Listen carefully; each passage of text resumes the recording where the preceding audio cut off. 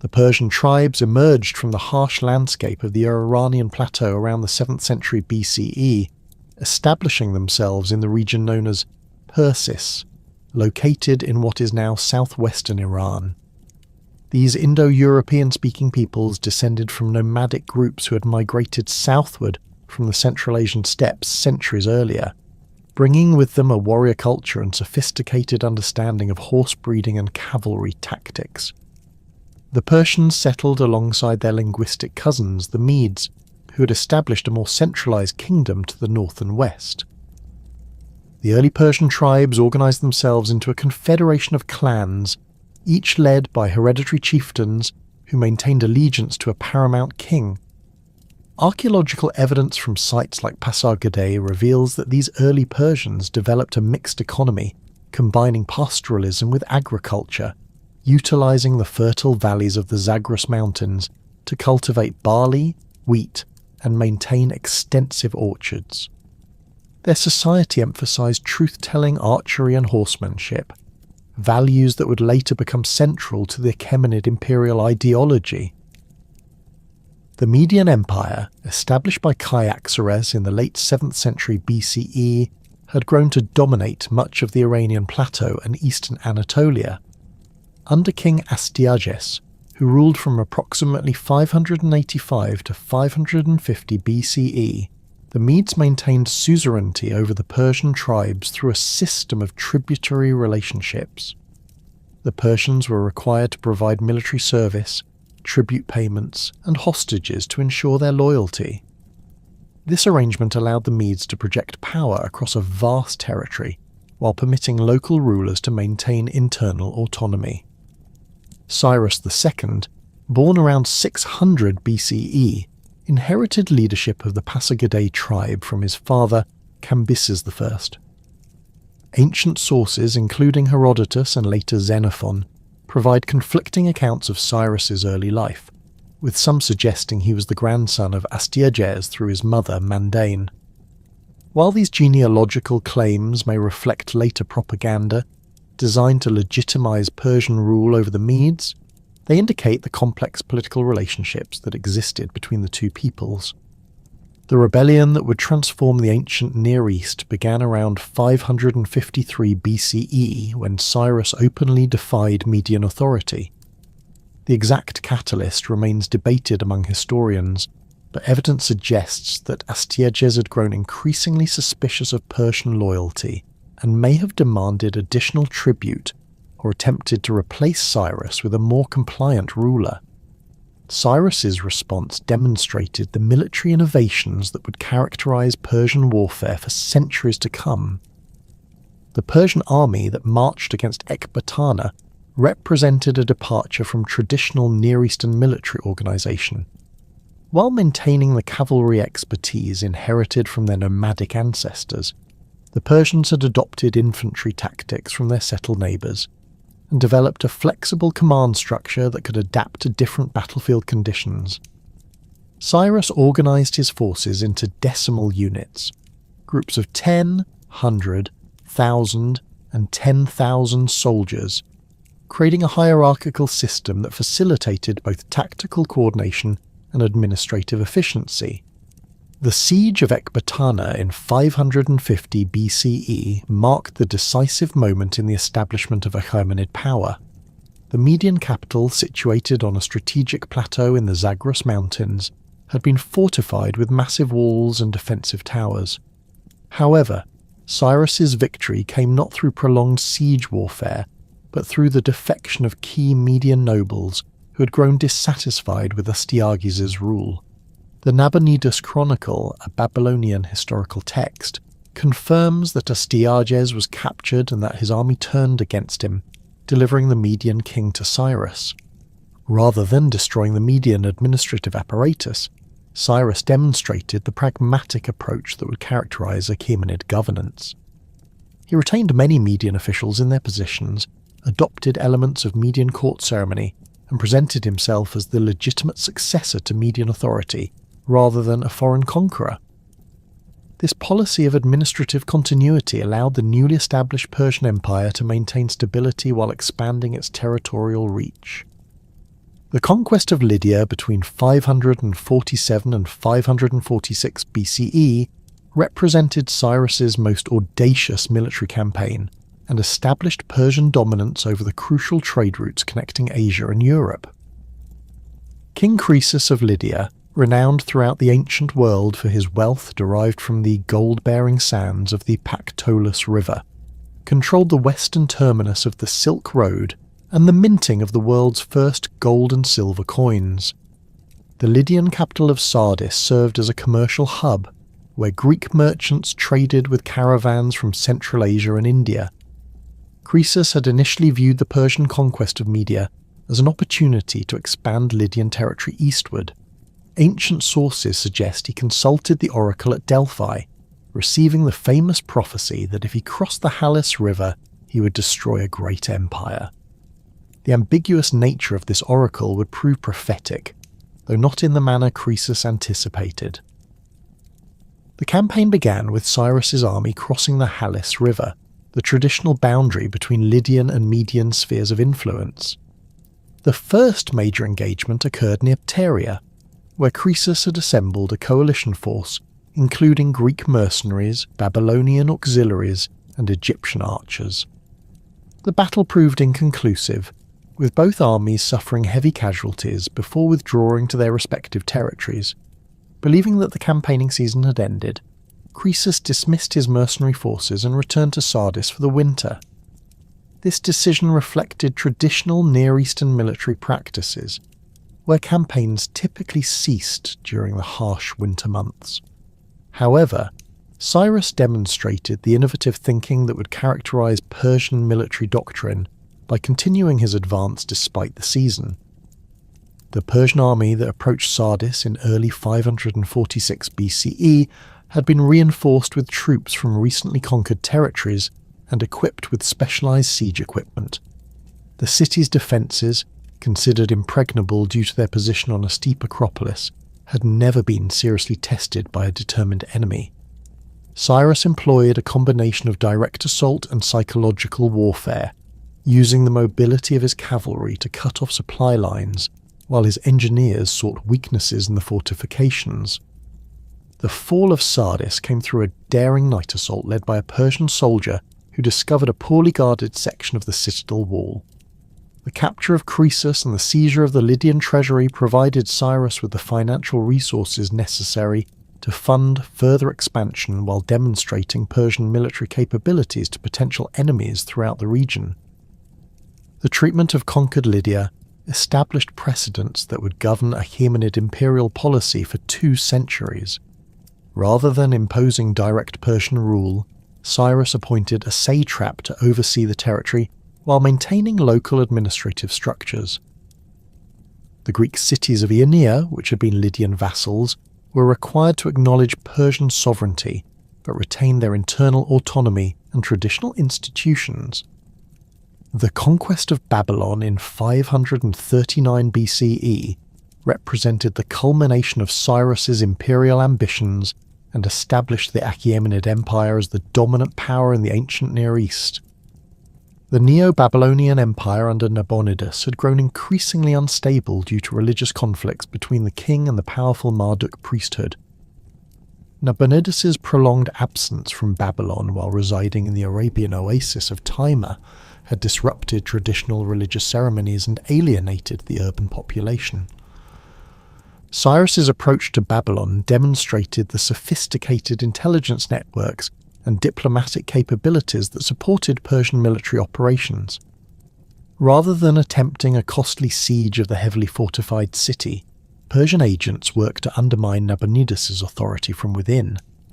The Cyrus cylinder, discovered in 1879 and now housed in the British Museum, provides contemporary evidence of the Persian king's propaganda campaign, presenting him as the chosen instrument of Marduk, sent to restore proper religious observance.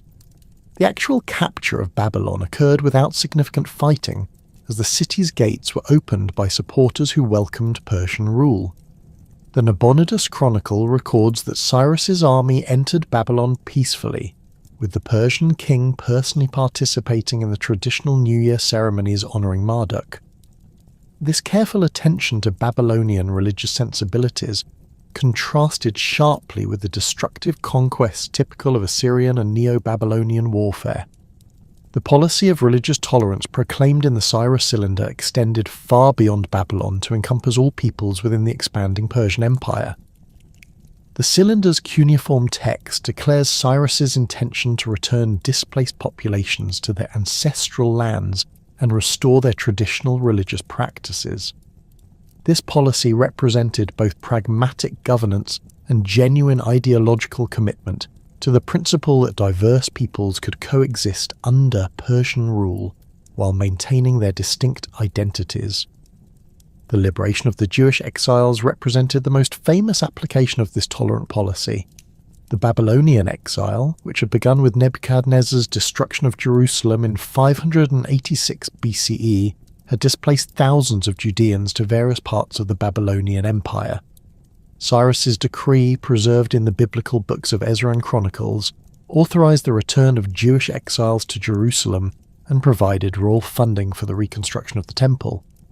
The Persian approach to governing conquered territories reflected a sophisticated understanding of imperial administration that would influence later empires throughout history.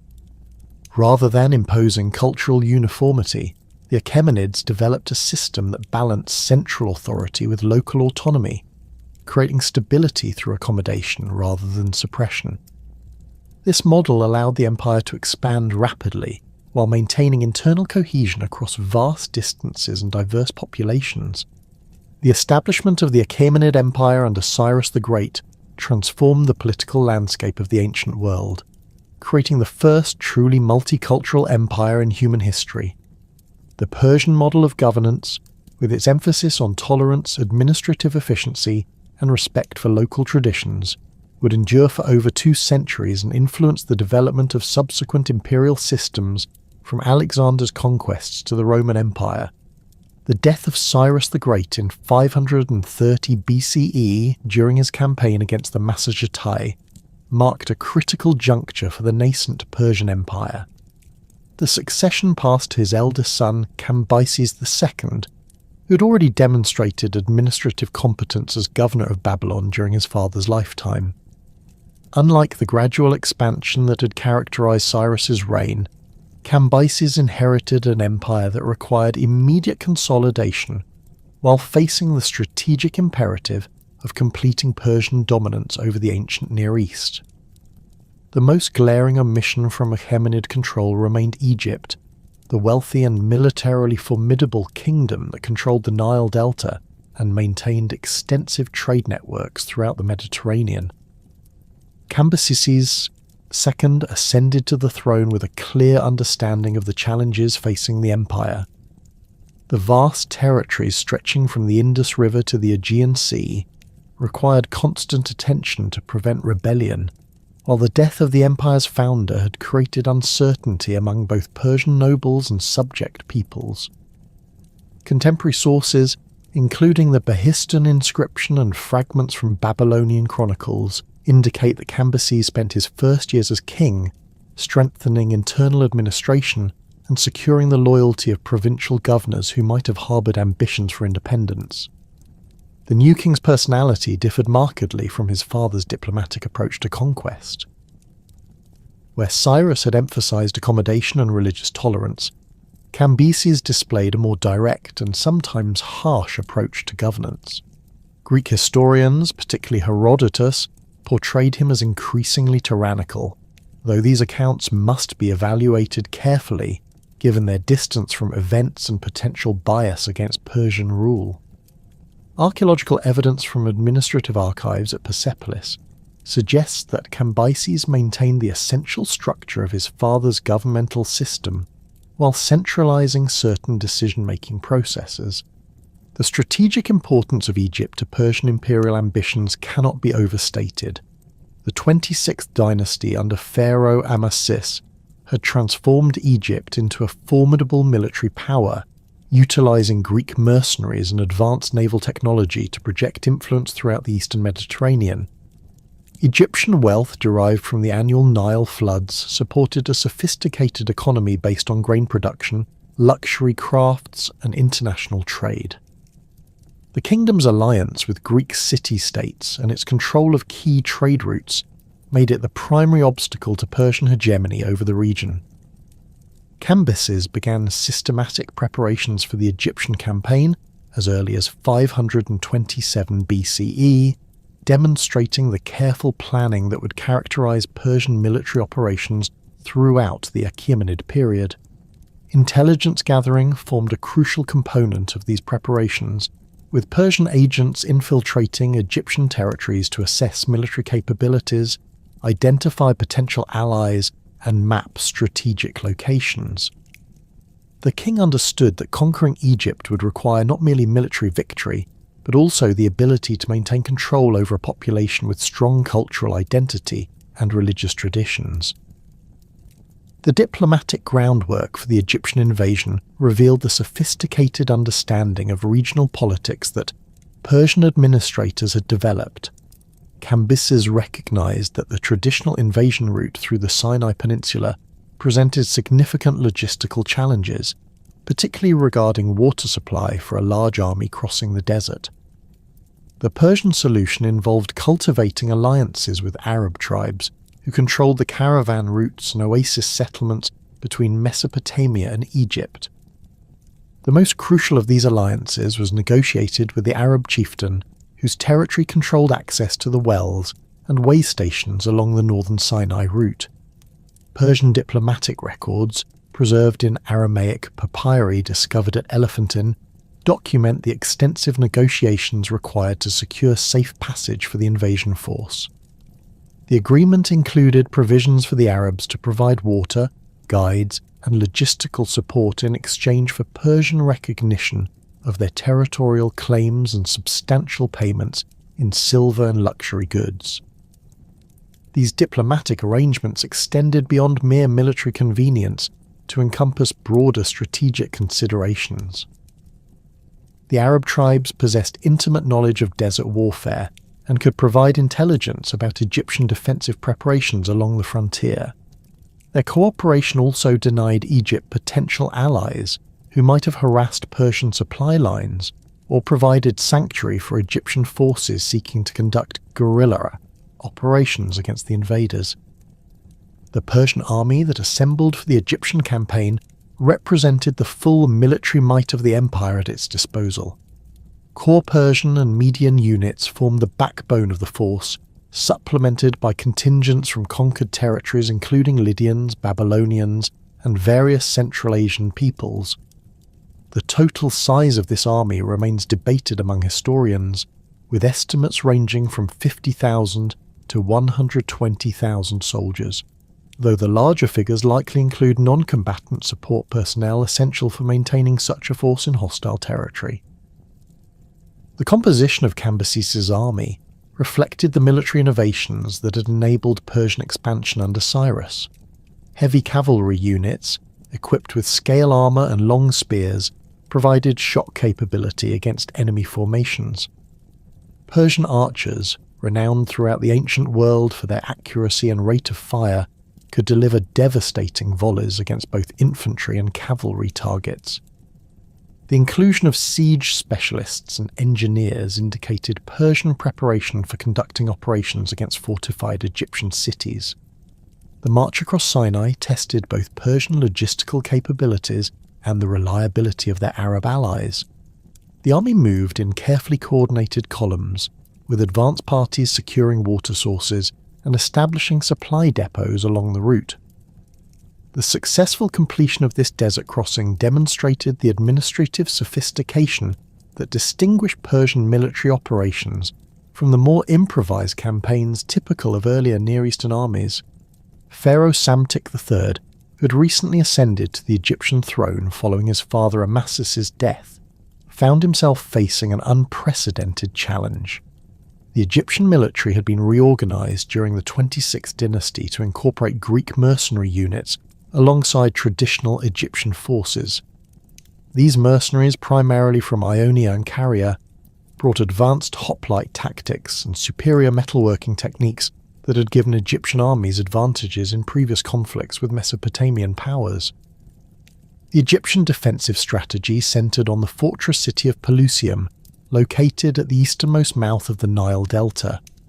This heavily fortified position controlled the primary invasion route into Egypt and had been strengthened with additional walls, towers, and defensive works during Amasis' reign. The city's garrison included the elite units of the Egyptian army, supported by Greek mercenaries and equipped with the latest siege defense technology available in the ancient world. The Battle of Pelusium in 525 BCEE became the decisive engagement that determined the fate of independent Egypt. The Persian army approached the fortress after completing their desert crossing, with Cambyses personally leading the assault on the city's eastern walls. The siege began with traditional bombardment, using catapults and siege towers, but the strength of Pelusium's defences prevented quick victory through conventional assault. The turning point came through Persian psychological warfare that exploited Egyptian religious beliefs. According to Herodotus, Cambyses ordered his soldiers to drive cats, ibises, and other animals sacred to the Egyptians before their battle lines. Whether this account reflects actual events or represents later Greek interpretation of Persian tactics, the battle demonstrated Persian willingness to exploit cultural and religious differences to achieve military objectives. The fighting at Pelusium involved close-quarters combat, as Persian infantry scaled the city walls under cover of archer fire. Egyptian defenders, despite their training and equipment advantages, found themselves overwhelmed by the coordinated Persian assault. The fall of the fortress opened the Nile Delta to Persian penetration and effectively ended organised Egyptian resistance to the invasion. Psamtik III's capture following the battle eliminated the last obstacle to Persian control over Egypt.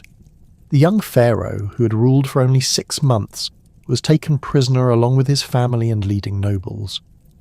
Cambyses' treatment of the captured Egyptian leadership reflected the more severe approach that distinguished his reign from his father's policies of accommodation and mercy toward defeated enemies. The establishment of Persian control over Egypt required careful attention to the kingdom's complex administrative and religious structures. Egypt's governmental system had evolved over 3 millennia to manage the annual Nile flood cycle, coordinate massive construction projects, and maintain the elaborate religious ceremonies that legitimized pharaonic authority. The Persian challenge involved adapting these institutions to serve imperial rather than purely Egyptian interests. Cambyses' adoption of pharaonic titles and customs represented a calculated attempt to legitimize Persian rule in Egyptian eyes.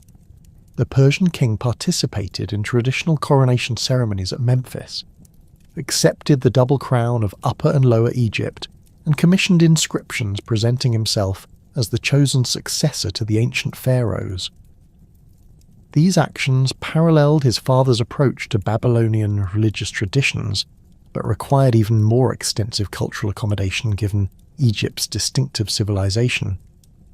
The integration of Egypt into the Persian administrative system established the 27th dynasty, marking the first time in Egyptian history that foreign rulers had successfully imposed their authority over the entire kingdom. Persian satraps replaced Egyptian governors in key provinces, while local administrators retained their positions under Persian oversight. This hybrid system allowed for continuity in day-to-day governance while ensuring Persian control over military forces and tax collection.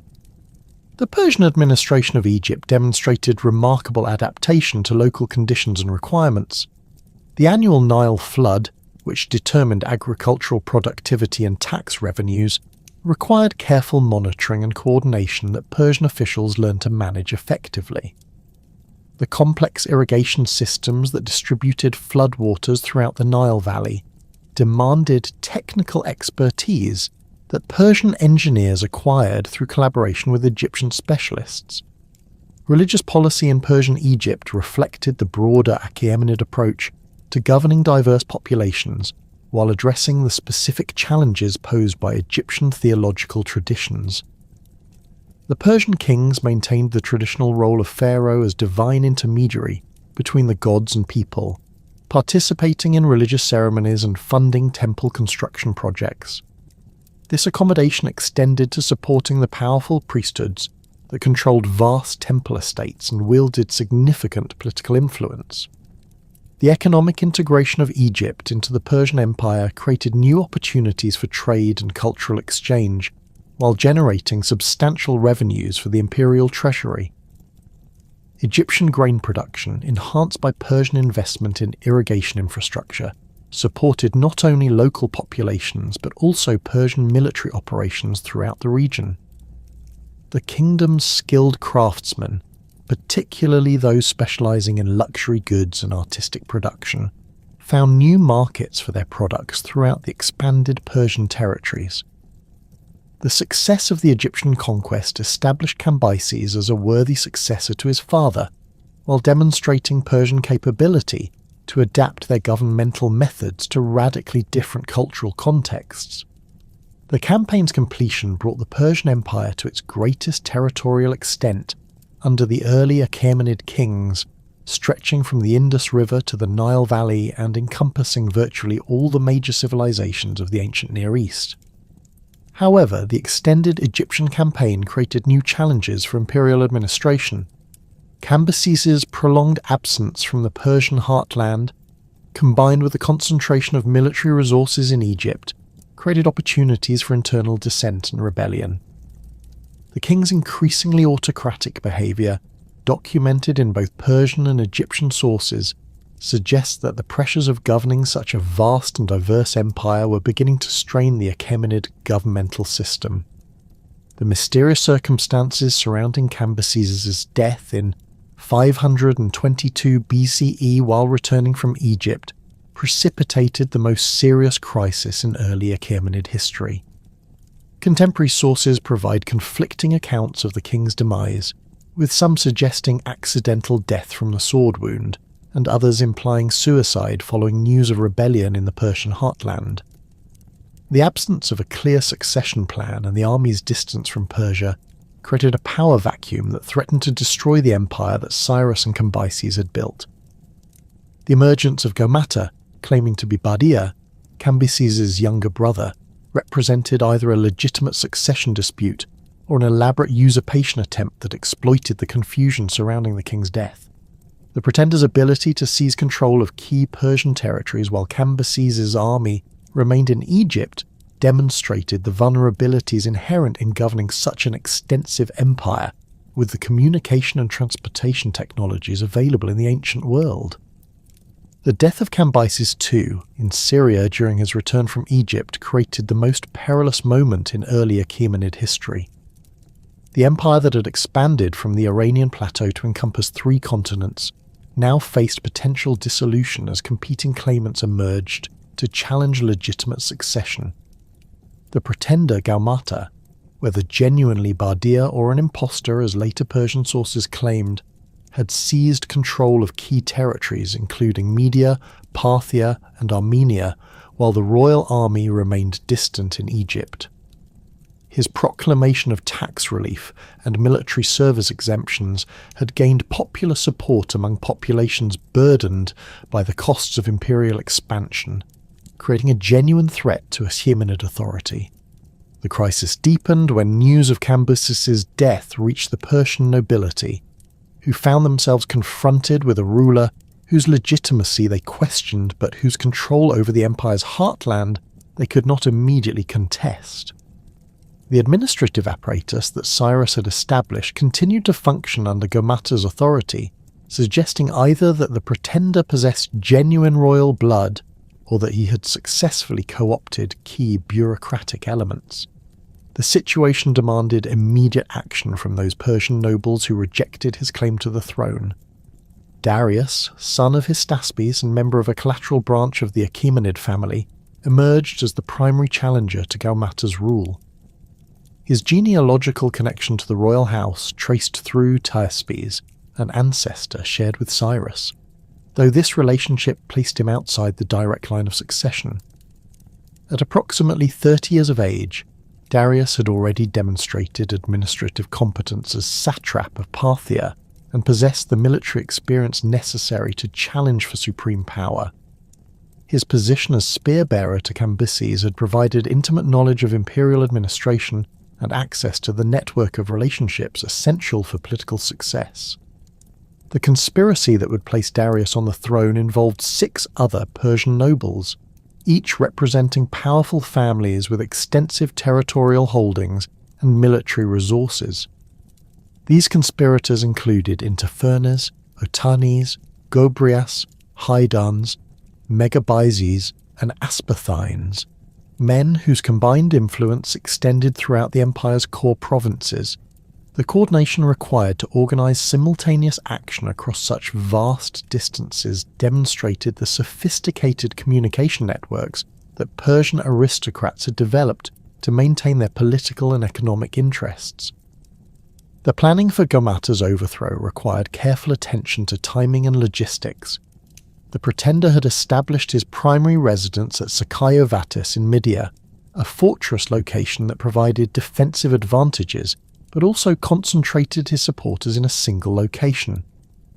Persian intelligence networks, developed during the conquests of Cyrus and Cambyses, provided detailed information about the fortress's defences, garrison strength, and the movements of key officials. The conspirators understood that success required swift action before Gaumata could consolidate his position or summon additional military support.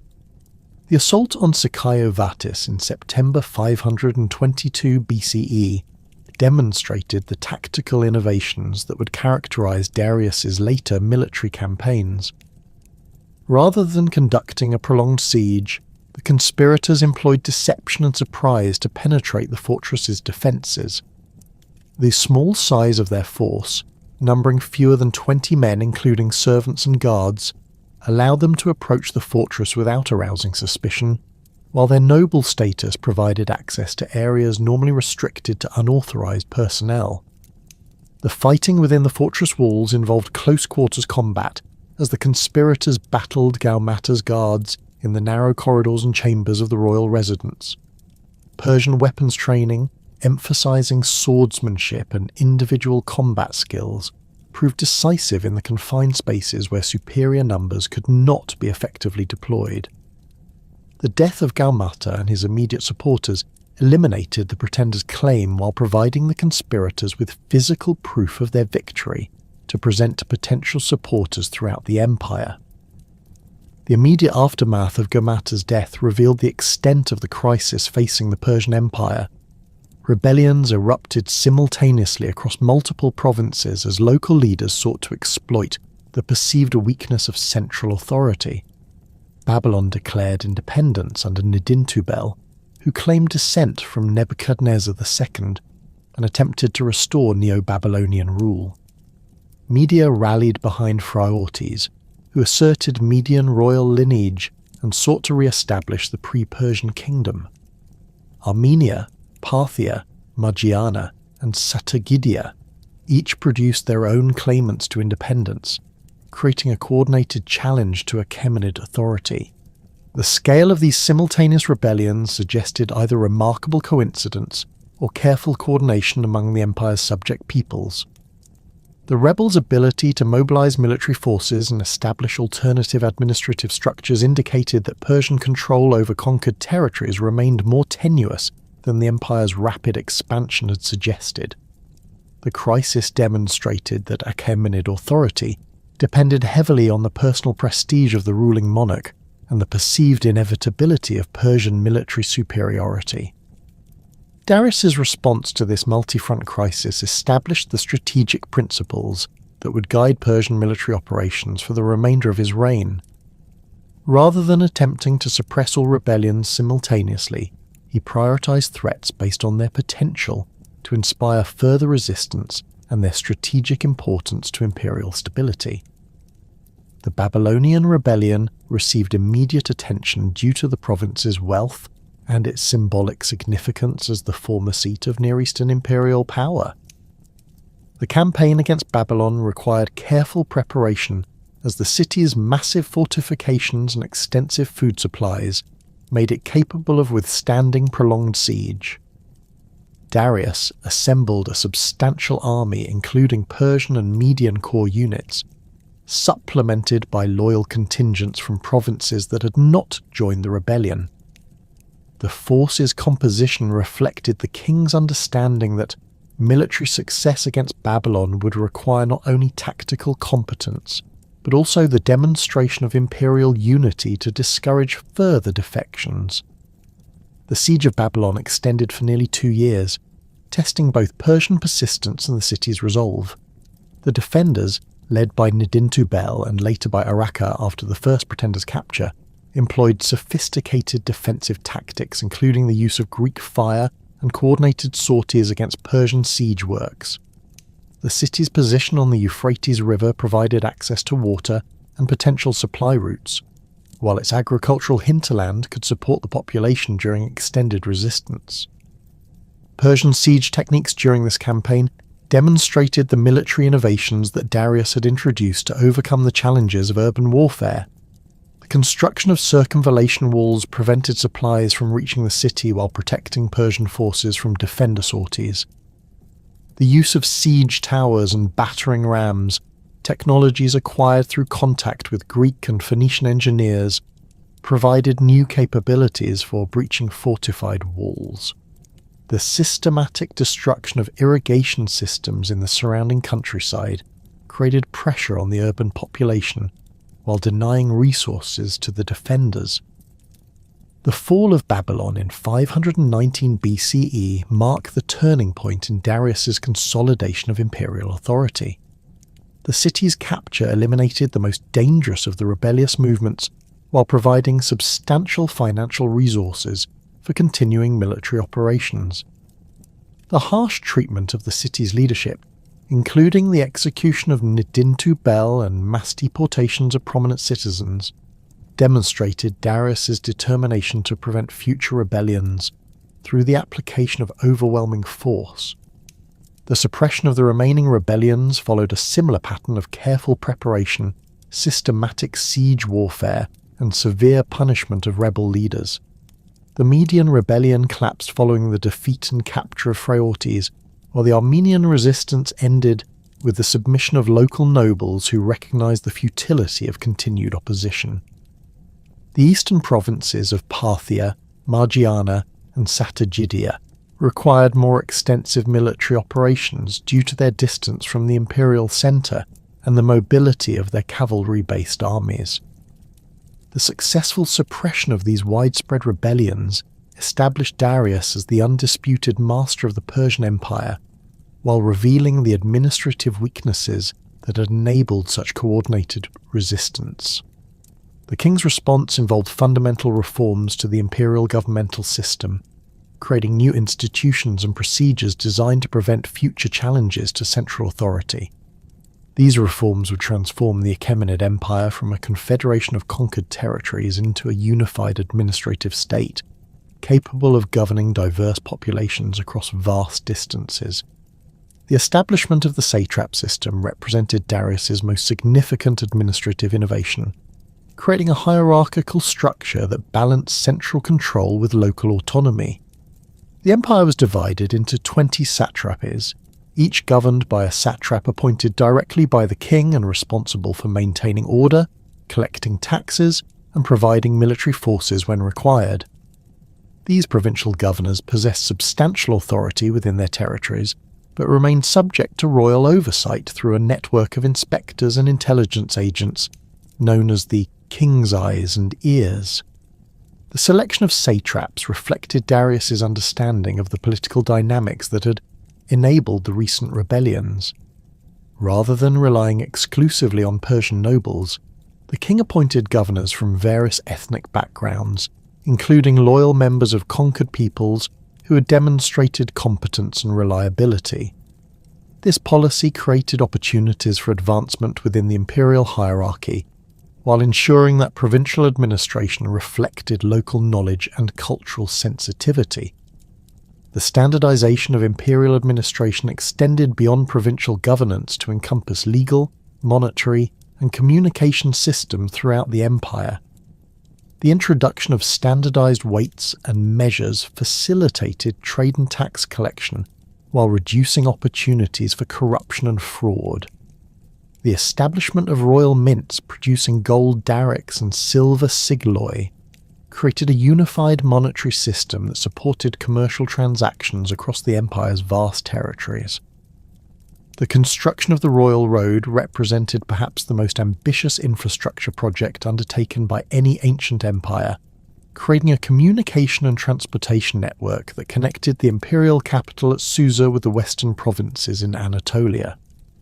The road stretched approximately 1,600 miles from Sardis to Susa, with way stations positioned at regular intervals to provide fresh horses and supplies for royal messengers.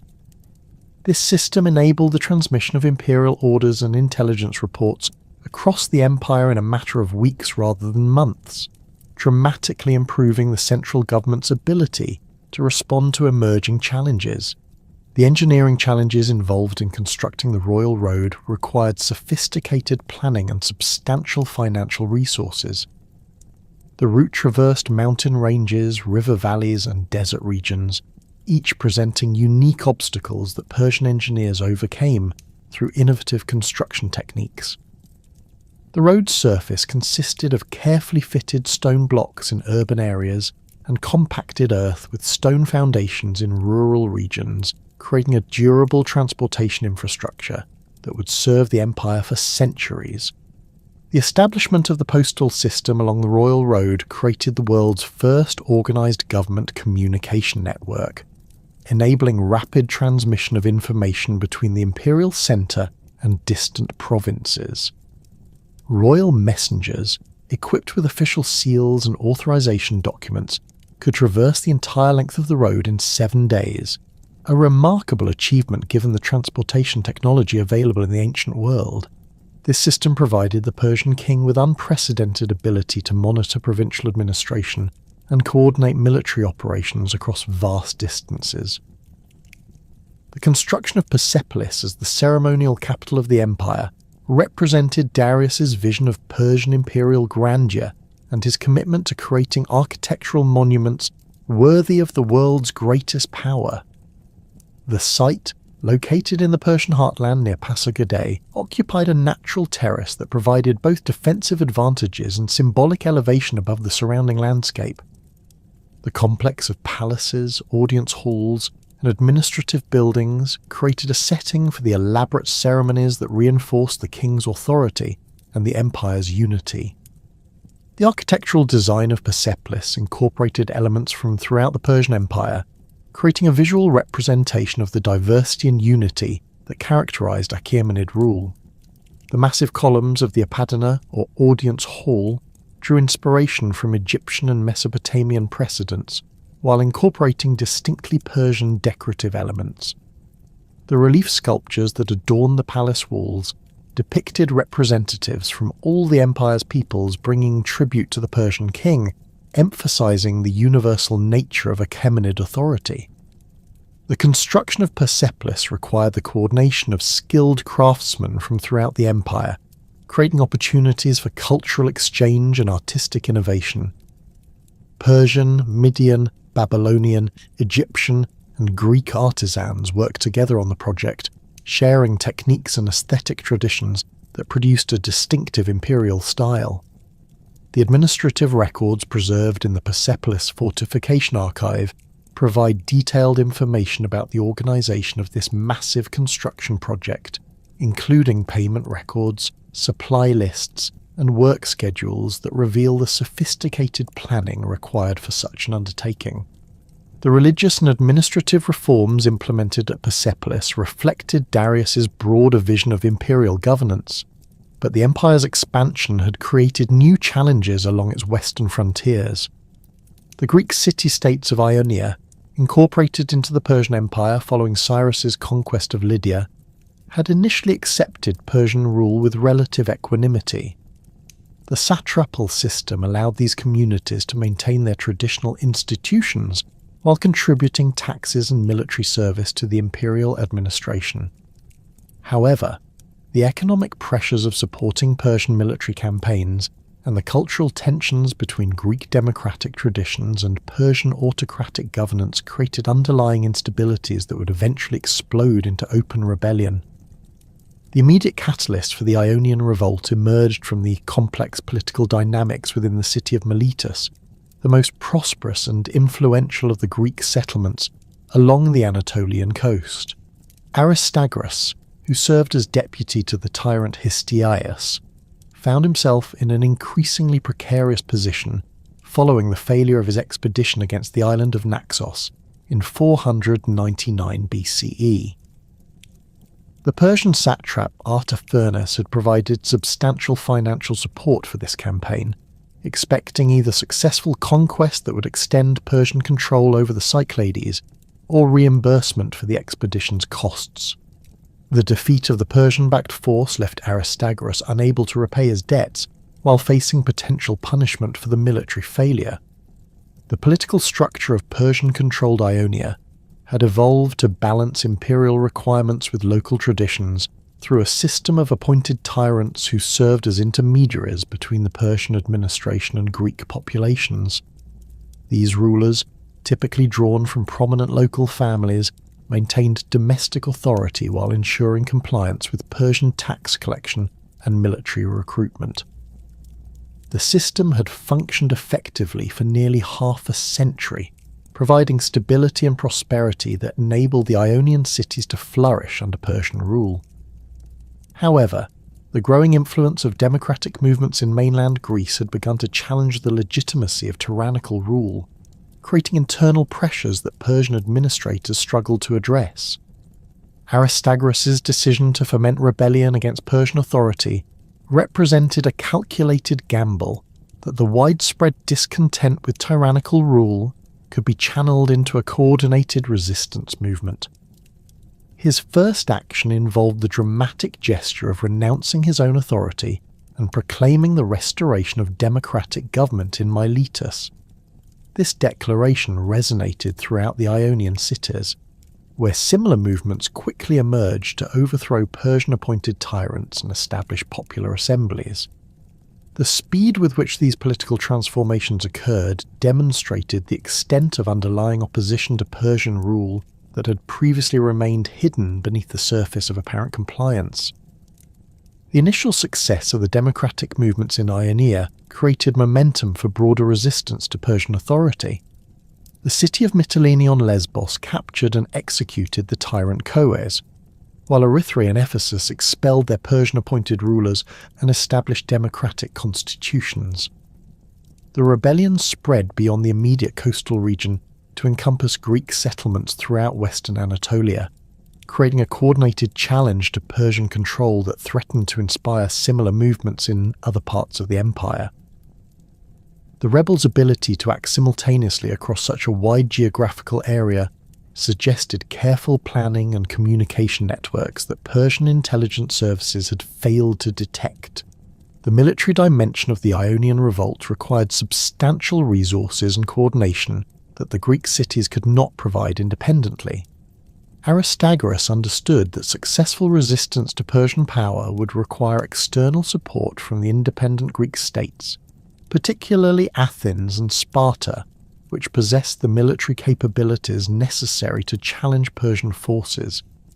His diplomatic mission to mainland Greece, in 499 BCE, sought to convince these powers that Persian expansion threatened their own independence, and that supporting the Ionian rebels served their strategic interests. The Athenian response to Aristagoras' appeal reflected the complex political dynamics within the emerging Athenian democracy. The recent expulsion of the tyrant Hippias and the constitutional reforms of Cleisthenes had created a political system that emphasized popular participation and resistance to autocratic rule. The Athenian assembly, influenced by both democratic ideology and practical concerns about Persian expansion toward Europe, voted to provide military support to the Ionian rebels.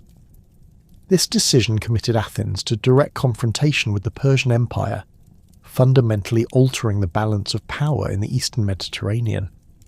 The Athenian expeditionary force that sailed to Ionia in 498 BCE consisted of 20 triremes carrying approximately 4,000 hoplites and supporting personnel. This relatively modest force reflected both the limitations of Athenian military resources and the assembly's reluctance to commit extensively to a distant campaign. The Athenian ships were joined by 5 triremes from Eretria, creating a combined Greek fleet that provided the rebels with naval capabilities they had previously lacked.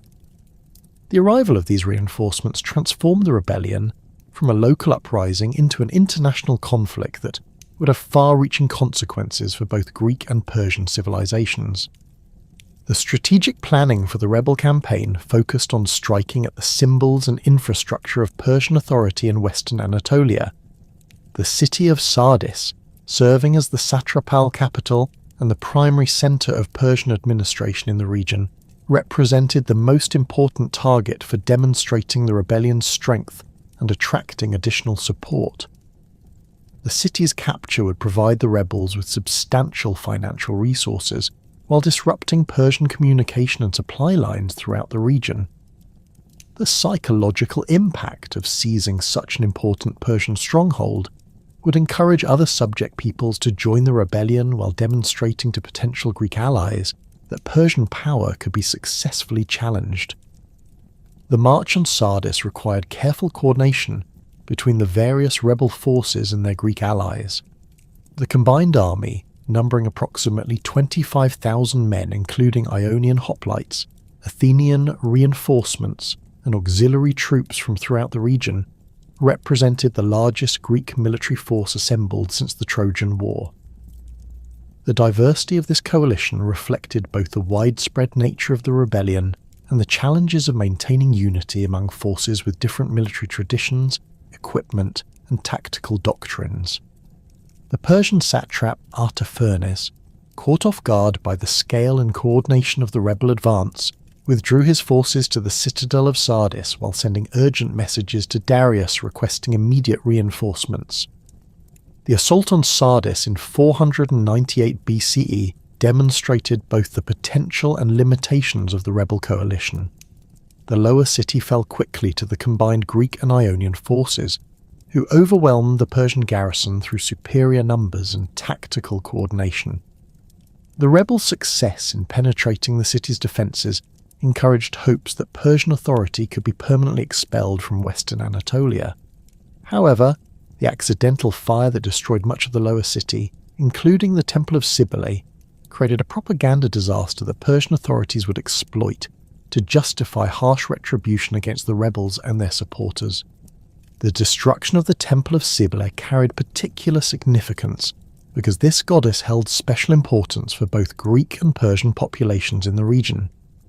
The temple's destruction, whether intentional or accidental, provided Persian propaganda with evidence of Greek impiety and disrespect for local religious traditions. Darius would later cite this sacrilege as justification for his campaigns against Greece, arguing that the Greeks had demonstrated their hostility not only to Persian authority, but to the religious beliefs of Anatolia's indigenous populations. The fire's political consequences far exceeded its immediate military impact, providing Persian diplomats with powerful arguments for rallying support against the rebellion. The Persian response to the Sardis attack revealed the military and administrative capabilities that had enabled the empire's expansion across 3 continents. Rather than attempting to suppress the rebellion through hasty military action, Darius coordinated a systematic campaign that would isolate the rebels from potential allies while gradually reducing their territorial holdings. The king's strategy involved multiple simultaneous operations designed to prevent the rebels from concentrating their forces while demonstrating Persian determination to restore imperial authority regardless of the costs involved. The Persian military build-up in western Anatolia drew upon the empire's vast human and material resources, assembling forces that dwarfed anything the rebels could field.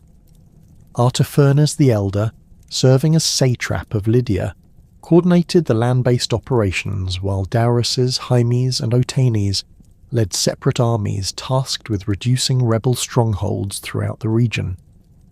The Persian naval forces, commanded by Phoenician and Cypriot captains with extensive experience in Mediterranean warfare, moved to blockade the Ionian cities and prevent additional Greek reinforcements from reaching the rebels.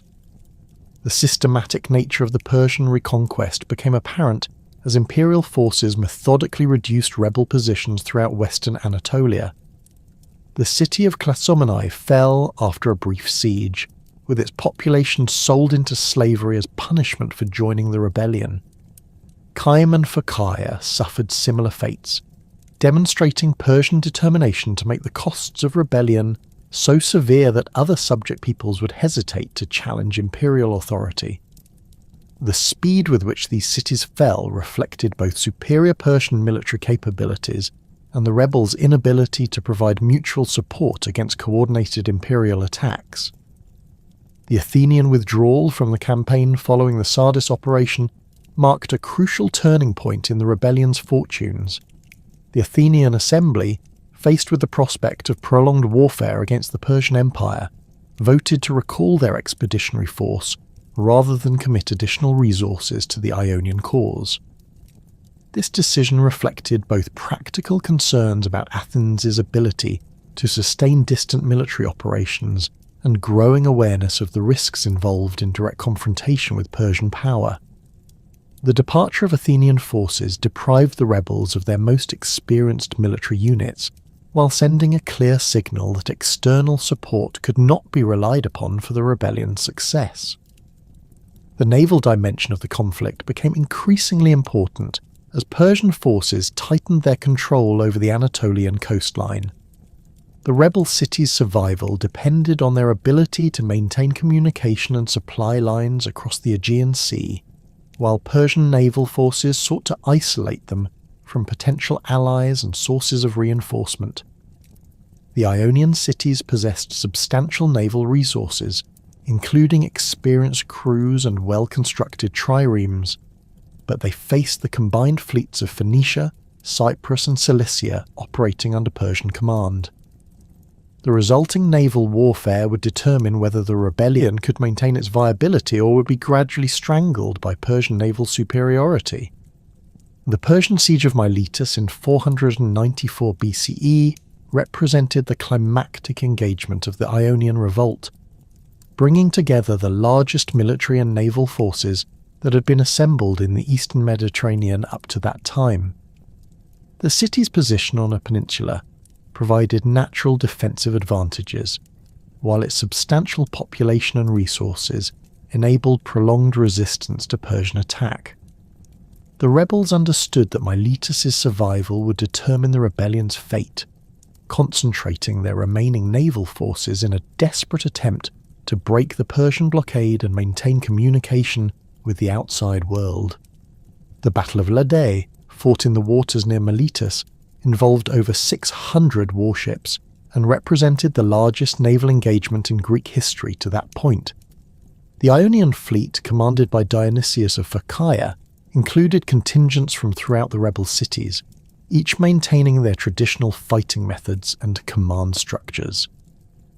The Persian fleet, under Phoenician leadership, possessed superior numbers and coordination, having been organized according to imperial military doctrine that emphasized unified command and tactical flexibility.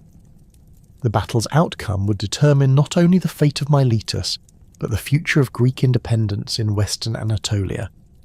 The Persian victory at Lade resulted from a combination of superior numbers, better coordination, and the defection of key Ionian contingents during the height of the battle. The Samian ships, comprising a significant portion of the rebel fleet, withdrew from the engagement following secret negotiations with Persian commanders. This betrayal created gaps in the Ionian battle line that Persian forces exploited to devastating effect, surrounding and destroying the remaining rebel vessels. The destruction of the Ionian fleet eliminated the rebellion's last hope of maintaining resistance against Persian land forces, sealing the fate of the remaining rebel cities. The fall of Miletus following the naval defeat marked the effective end of the Ionian revolt, though isolated resistance continued in some cities for several additional years. The Persian treatment of the captured city demonstrated the empire's determination to prevent future rebellions through the application of overwhelming force. the adult male population was executed or enslaved, while women and children were deported to settlements along the Persian Gulf. The city's destruction served as a warning to other subject peoples about the consequences of challenging Persian authority, while its strategic location was maintained through the establishment of a new settlement populated by loyal Persian colonists. The suppression of the Ionian Revolt restored Persian control over western Anatolia, but created new challenges for imperial administration. The rebellion had demonstrated that the existing system of appointed tyrants could not guarantee loyalty among Greek populations, particularly when faced with the attractive alternative of democratic self-governance. Darius's response involved administrative reforms that granted greater autonomy to the Greek cities while maintaining Persian oversight through appointed officials and regular tribute payments. This compromise solution sought to address the underlying causes of the rebellion while preserving essential imperial interests in the region. The Persian king's decision to punish Athens and Eretria for their support of the Ionian rebels reflected both personal anger at their interference and strategic calculation about the need to deter future Greek intervention in Persian affairs. The Athenian and Eretrian military support had transformed a local rebellion into an international conflict, demonstrating that Persian expansion toward Europe would face organized resistance from the independent Greek states.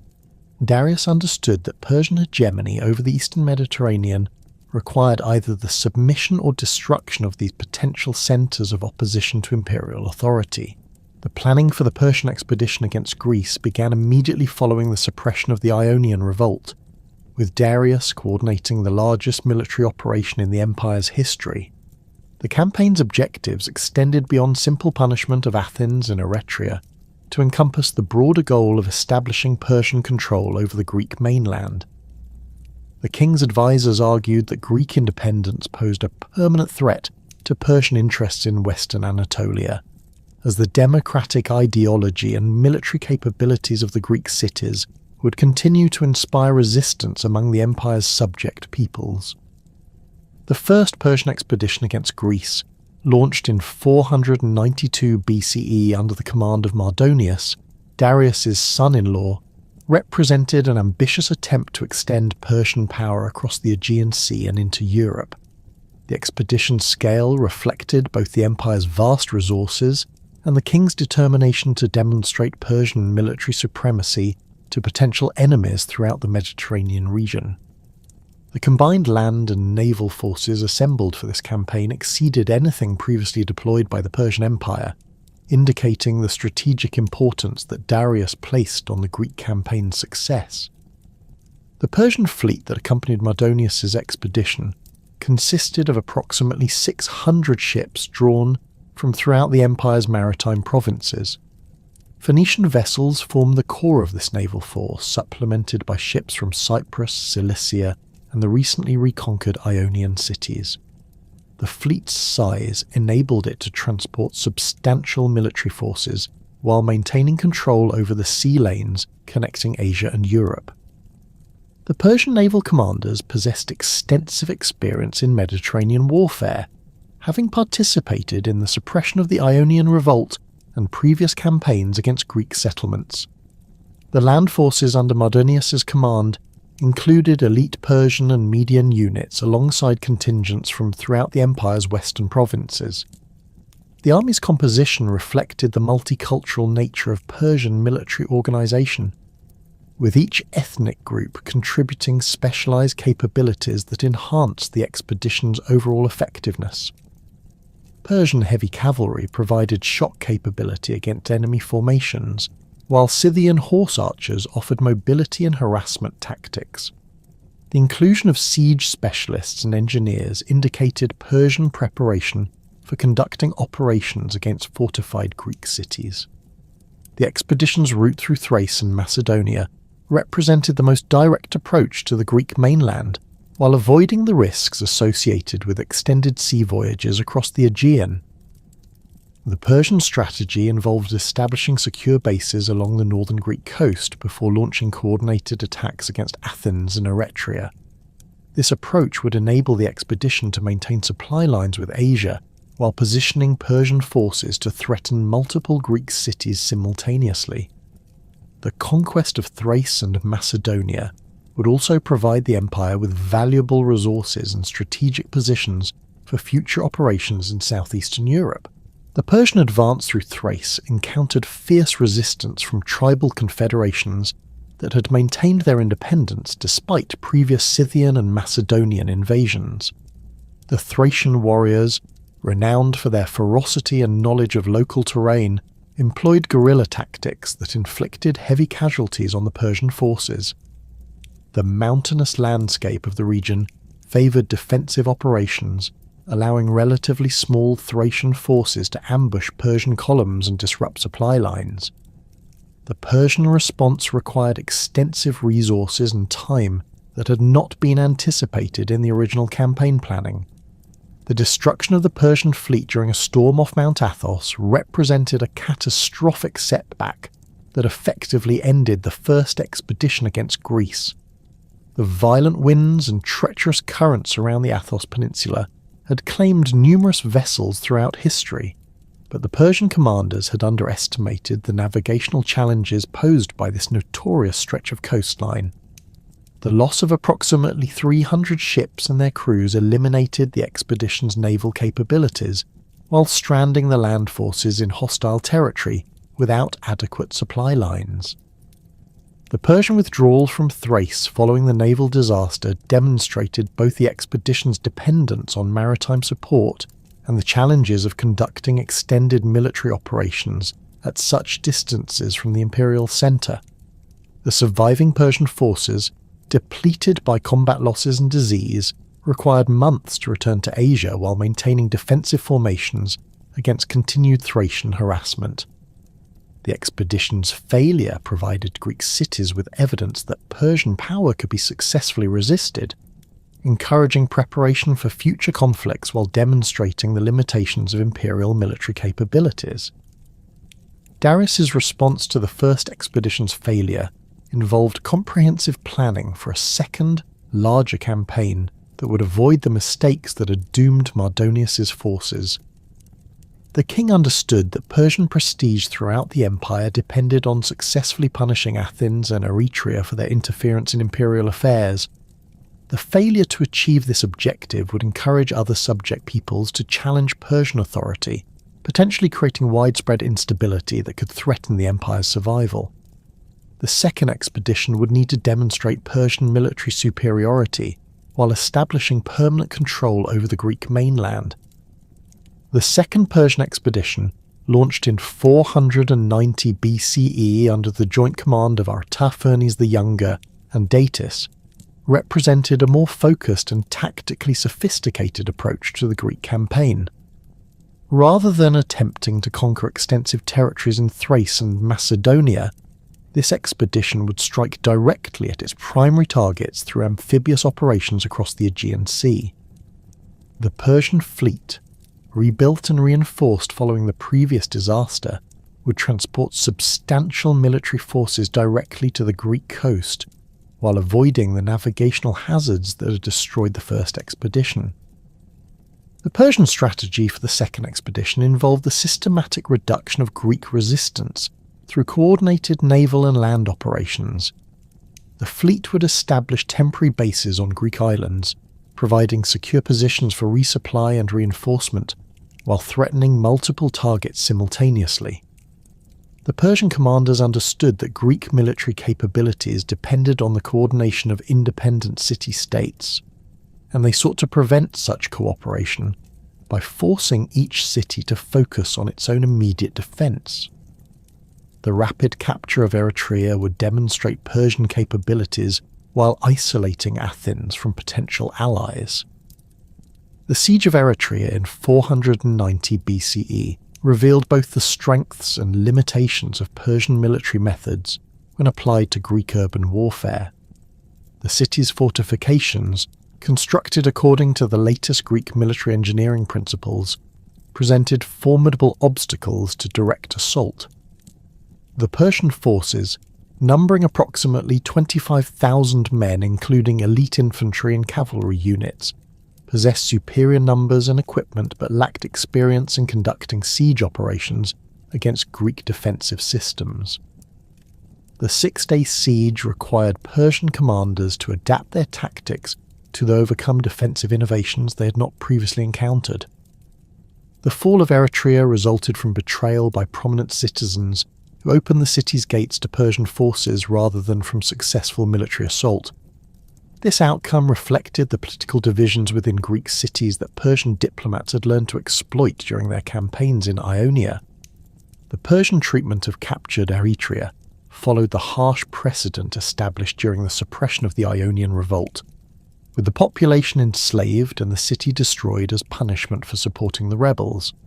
The destruction of Eretria eliminated one of the expedition's primary objectives while providing a base for operations against Athens. The Persian landing at Marathon represented the culmination of Darius's campaign to punish Athens for its interference in the Ionian revolt. The plain of Marathon, located approximately 25 miles northeast of Athens, provided an ideal location for deploying the Persian army's cavalry and archer units, while offering access to the sea for naval support. The Persian commanders, confident in their numerical superiority and the proven effectiveness of their military system, expected to achieve a decisive victory that would force Athenian submission and establish Persian control over central Greece. The Persian defeat at Marathon in 490 BCE sent shockwaves throughout the Achaemenid Empire, marking the first time that Greek hoplites had decisively defeated a Persian army in open battle. The news of Datis and Artaphernes' failure reached Darius at Persepolis through the imperial communication network, arriving with detailed reports of the tactical innovations that had enabled Athenian victory. The Persian king's response revealed both personal humiliation and strategic understanding that the Greek campaign required fundamental reassessment of imperial military capabilities and objectives. Darius immediately began planning a third expedition against Greece, one that would dwarf the previous campaigns in scale and sophistication. The king understood that Persian prestige throughout the empire depended on demonstrating that the Marathon defeat represented merely a temporary setback rather than evidence of Greek military superiority. The vast resources of the empire would be mobilized for a campaign designed to achieve permanent conquest of the Greek mainland, establishing Persian control over southeastern Europe and eliminating the threat of future Greek interference in imperial affairs. The planning for this massive undertaking required unprecedented coordination of military, naval, and logistical resources from across the Persian Empire. Engineers began surveying potential routes for the army's advance, while naval commanders assessed the requirements for transporting and supplying forces that would exceed anything previously assembled in ancient warfare. The king's advisors estimated that successful conquest of Greece would require at least 200,000 soldiers, supported by a fleet of over 1,000 warships, creating logistical challenges that pushed the empire's administrative capabilities to their limits. The rebellion in Egypt during 486 BCE interrupted these preparations while creating additional pressure for decisive action against Greece. The Egyptian uprising, led by native priests and nobles who rejected Persian authority, threatened to inspire similar movements throughout the empire, if not suppressed quickly and decisively. The rebels had seized control of key cities including Memphis and Thebes, establishing an alternative administration that claimed legitimacy from the ancient pharaonic traditions. The timing of this rebellion, coinciding with Persian preparations for the Greek campaign, suggested either remarkable coincidence or coordinated planning between Egyptian and Greek opponents of imperial rule. Darius's death in 486 BCE, while personally leading the campaign to suppress the Egyptian rebellion, created a succession crisis that temporarily halted preparations for the Greek expedition. The king had not clearly designated his successor, creating competition between his sons Xerxes and Artabarzanes for the throne. This dispute reflected broader tensions within the Persian nobility between those who favoured continued expansion and those who argued for consolidation of existing territories. The resolution of this succession crisis would determine not only the empire's leadership, but also its strategic direction for the coming decades. Xerxes, born around 519 BCE to Darius and Atossa, daughter of Cyrus the Great, possessed the strongest claim to the throne through both paternal and maternal lineage. His education had included extensive training in military command, administrative governance, and the cultural traditions that legitimized Achaemenid rule. The prince had served as satrap of Babylon, demonstrating competence in managing one of the empire's most important provinces, while gaining experience in the complex political dynamics of governing diverse populations. His supporters among the Persian nobility included many of the commanders who had participated in Darius's campaigns and understood the strategic importance of completing the conquest of Greece. The accession of Xerxes to the throne in 486 BCE was confirmed through traditional Persian ceremonies at Persepolis, where representatives from throughout the empire gathered to acknowledge the new king's authority. The elaborate rituals, conducted according to protocols established by Darius, emphasized both the continuity of Achaemenid rule and the new monarch's personal commitment to expanding Persian power. The presence of satraps, military commanders, and religious officials from across the empire demonstrated the administrative apparatus's acceptance of Xerxes' legitimacy, while providing opportunities for the new king to assess the loyalty and capabilities of his subordinates. The new king's first priority involved suppressing the Egyptian rebellion, which had grown more serious during the succession crisis. The rebels had established control over much of Upper Egypt and were receiving support from Nubian tribes along the southern frontier. Their success in maintaining resistance against Persian forces demonstrated both the challenges of governing distant provinces and the potential for coordinated opposition to imperial authority. Xerxes understood that failure to restore Persian control over Egypt would encourage similar rebellions throughout the empire, while undermining his credibility as a military leader. The Persian campaign to reconquer Egypt in 485 BCE revealed the military capabilities that Xerxes had inherited from his father, while demonstrating his personal approach to imperial governance. The expedition assembled at Memphis included elite Persian and Median units, alongside contingents from throughout the empire's western provinces. The army's composition reflected the multicultural nature of Persian military organization, with each ethnic group contributing specialized capabilities that enhanced the expedition's overall effectiveness. The inclusion of siege specialists and engineers indicated Persian preparation for conducting operations against fortified Egyptian cities that had been strengthened during the rebellion.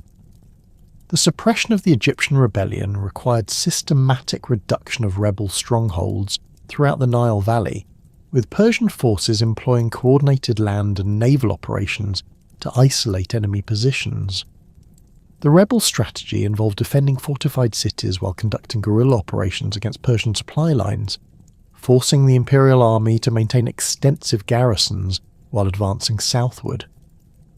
The Persian response demonstrated the logistical capabilities that had enabled the empire's expansion across 3 continents, with supply convoys moving regularly between the Mediterranean coast and the advancing army.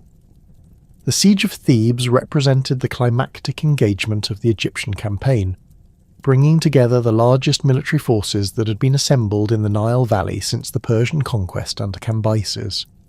The city's position on the east bank of the Nile provided natural defensive advantages, while its substantial population and resources enabled prolonged resistance to Persian attack.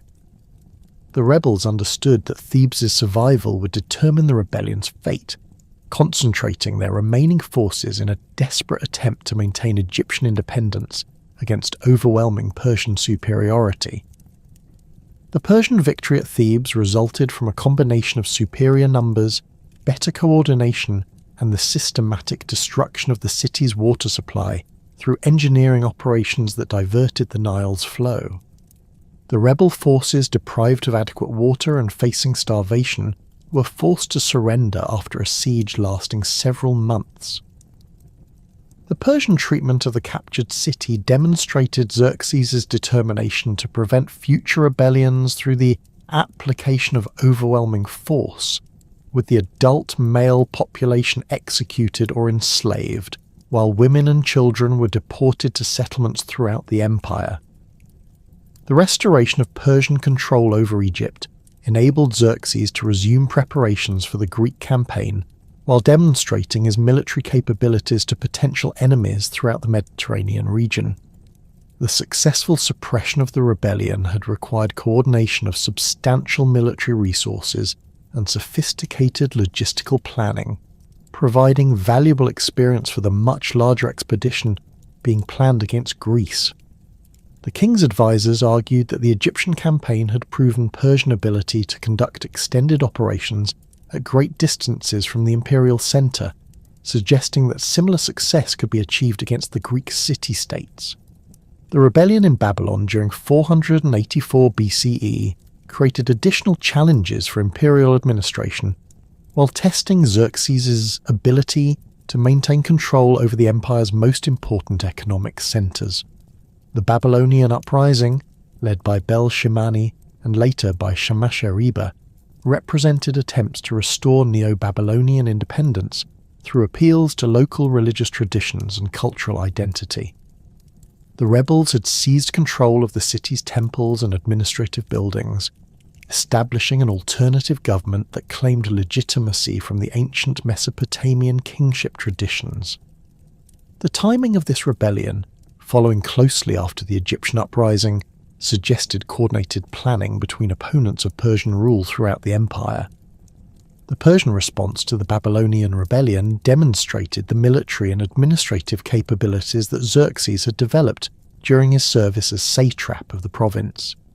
Rather than conducting a prolonged siege that would damage the city's economic infrastructure, the king employed a combination of military pressure and diplomatic negotiation to isolate the rebels from their popular support.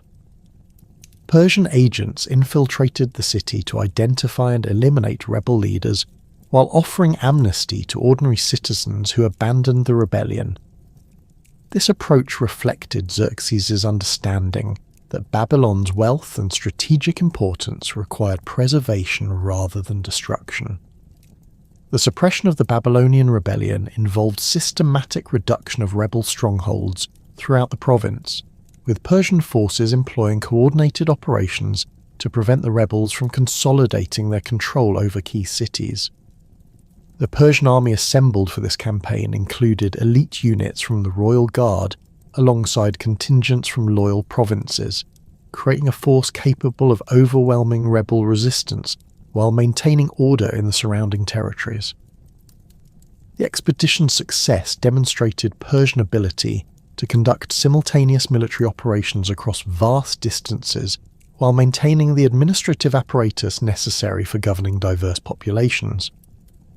The harsh treatment of the Babylonian rebels reflected Xerxes' determination to prevent future challenges to Persian authority through the application of overwhelming force.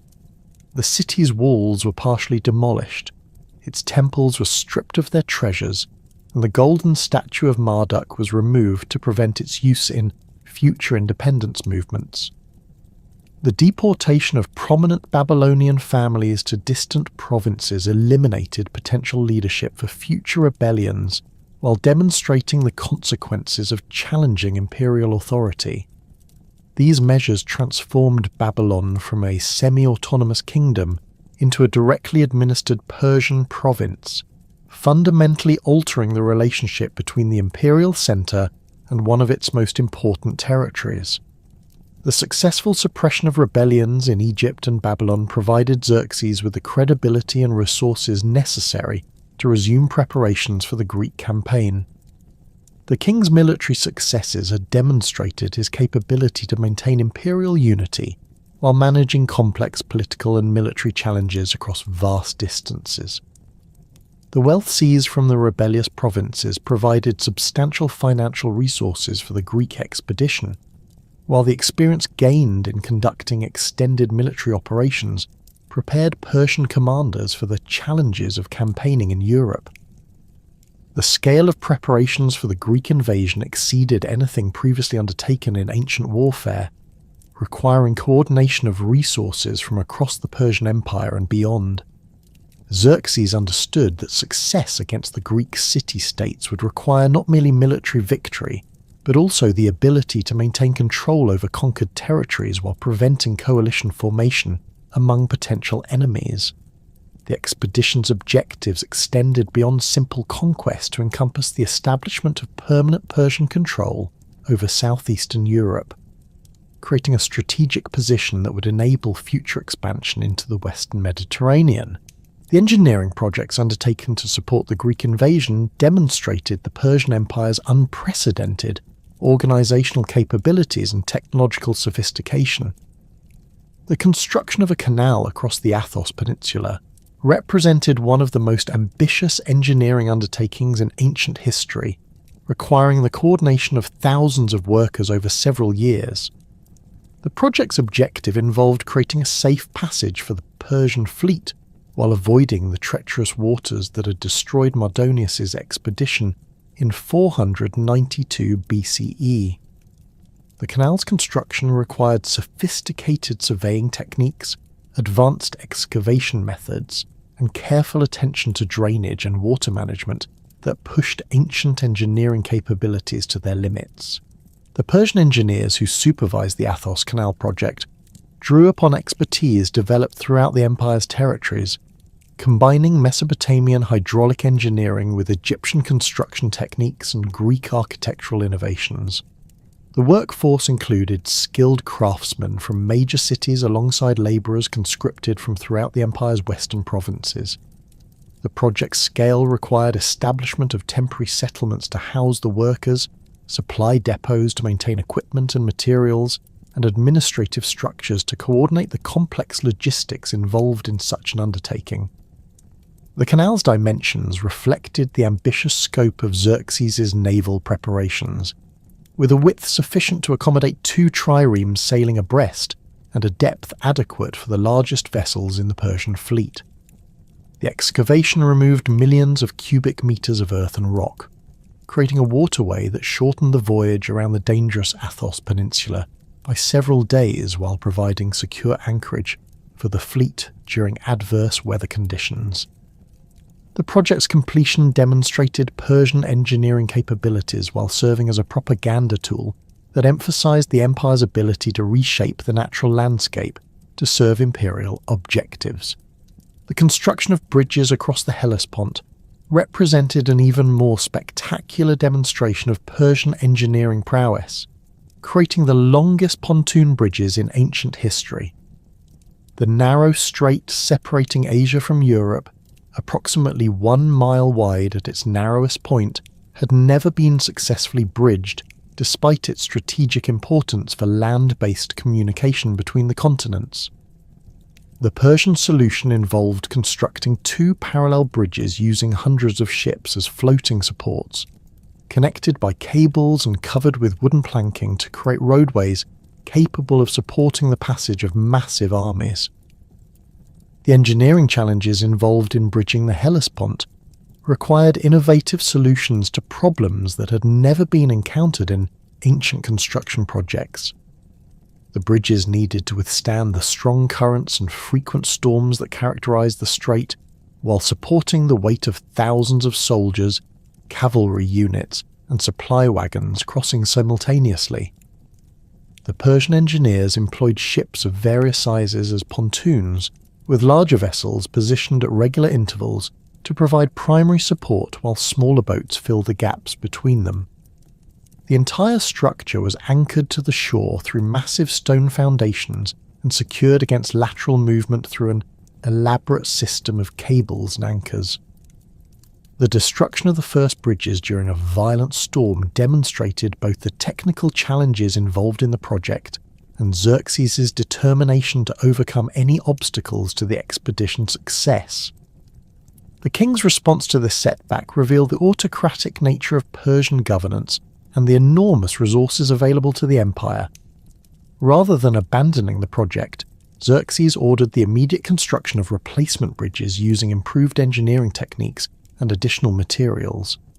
The Persian engineers incorporated lessons learned from the first attempt, creating stronger foundations and more flexible connections that could better withstand the strait's challenging conditions. The successful completion of the Hellespont bridges created a permanent land connection between Asia and Europe for the first time in history, enabling the Persian army to advance into Greece without dependence on naval transport.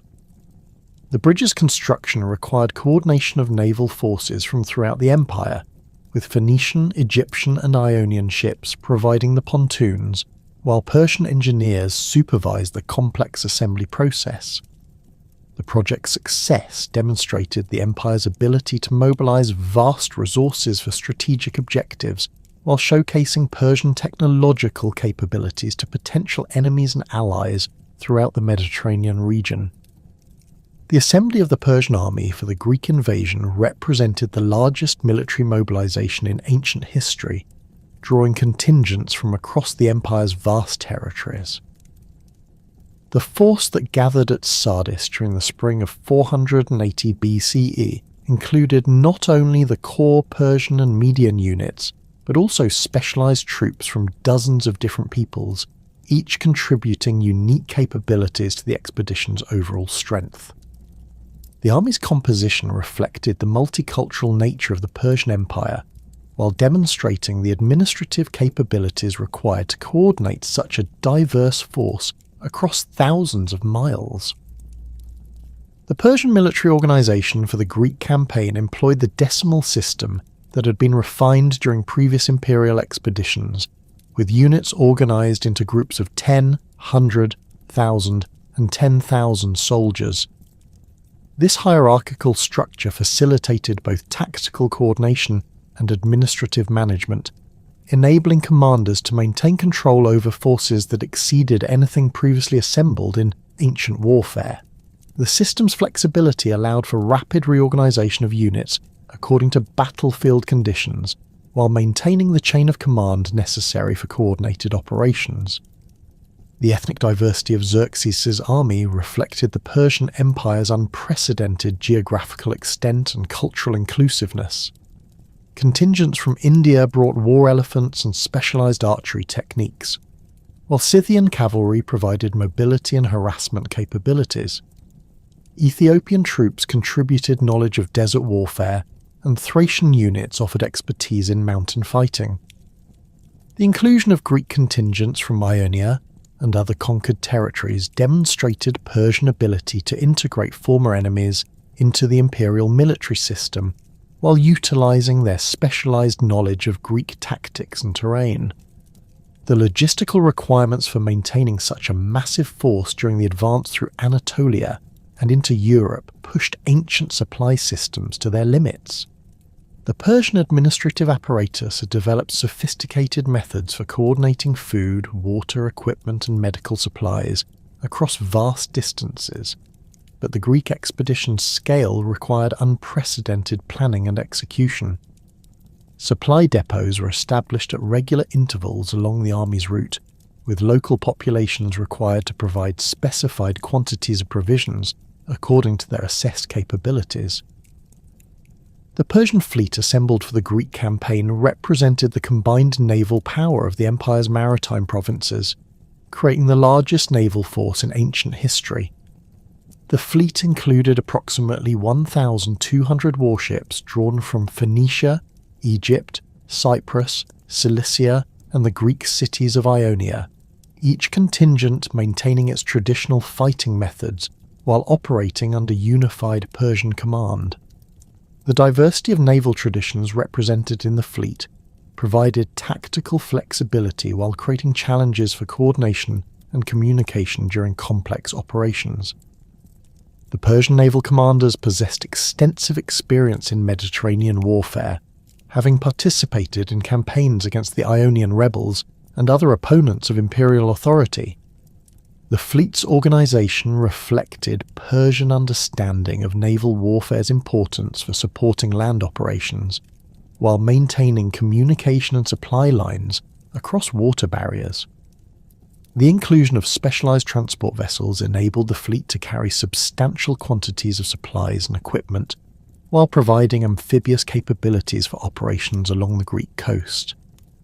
The advance of Xerxes' army through Anatolia toward the Hellespont created a spectacle that impressed observers throughout the ancient world. The Persian king travelled in magnificent style, accompanied by his personal guard and court officials, while maintaining the elaborate ceremonial protocols that reinforced his authority. The army's passage required careful coordination to prevent logistical breakdowns, while maintaining the discipline necessary for such a large force. Local populations along the route were required to provide hospitality and supplies according to their assessed capabilities, creating economic disruption that would influence regional politics for years to come. The crossing of the Hellespont bridges represented the symbolic and practical culmination of Persian preparations for the Greek invasion. The ceremony accompanying this historic event emphasized both the expedition's religious significance and Xerxes' personal authority over the natural world. The Persian king participated in elaborate rituals designed to ensure divine favor for the campaign, while demonstrating his power to overcome geographical obstacles that had previously separated the continents. The army's successful crossing proved the bridge's engineering soundness, while marking the beginning of the most ambitious military campaign in ancient history. The Persian advance through Thrace encountered limited resistance from local tribes who had learned to accommodate imperial authority rather than face destruction. The army's passage through this region provided opportunities for recruitment and resupply while demonstrating Persian military capabilities to potential Greek allies.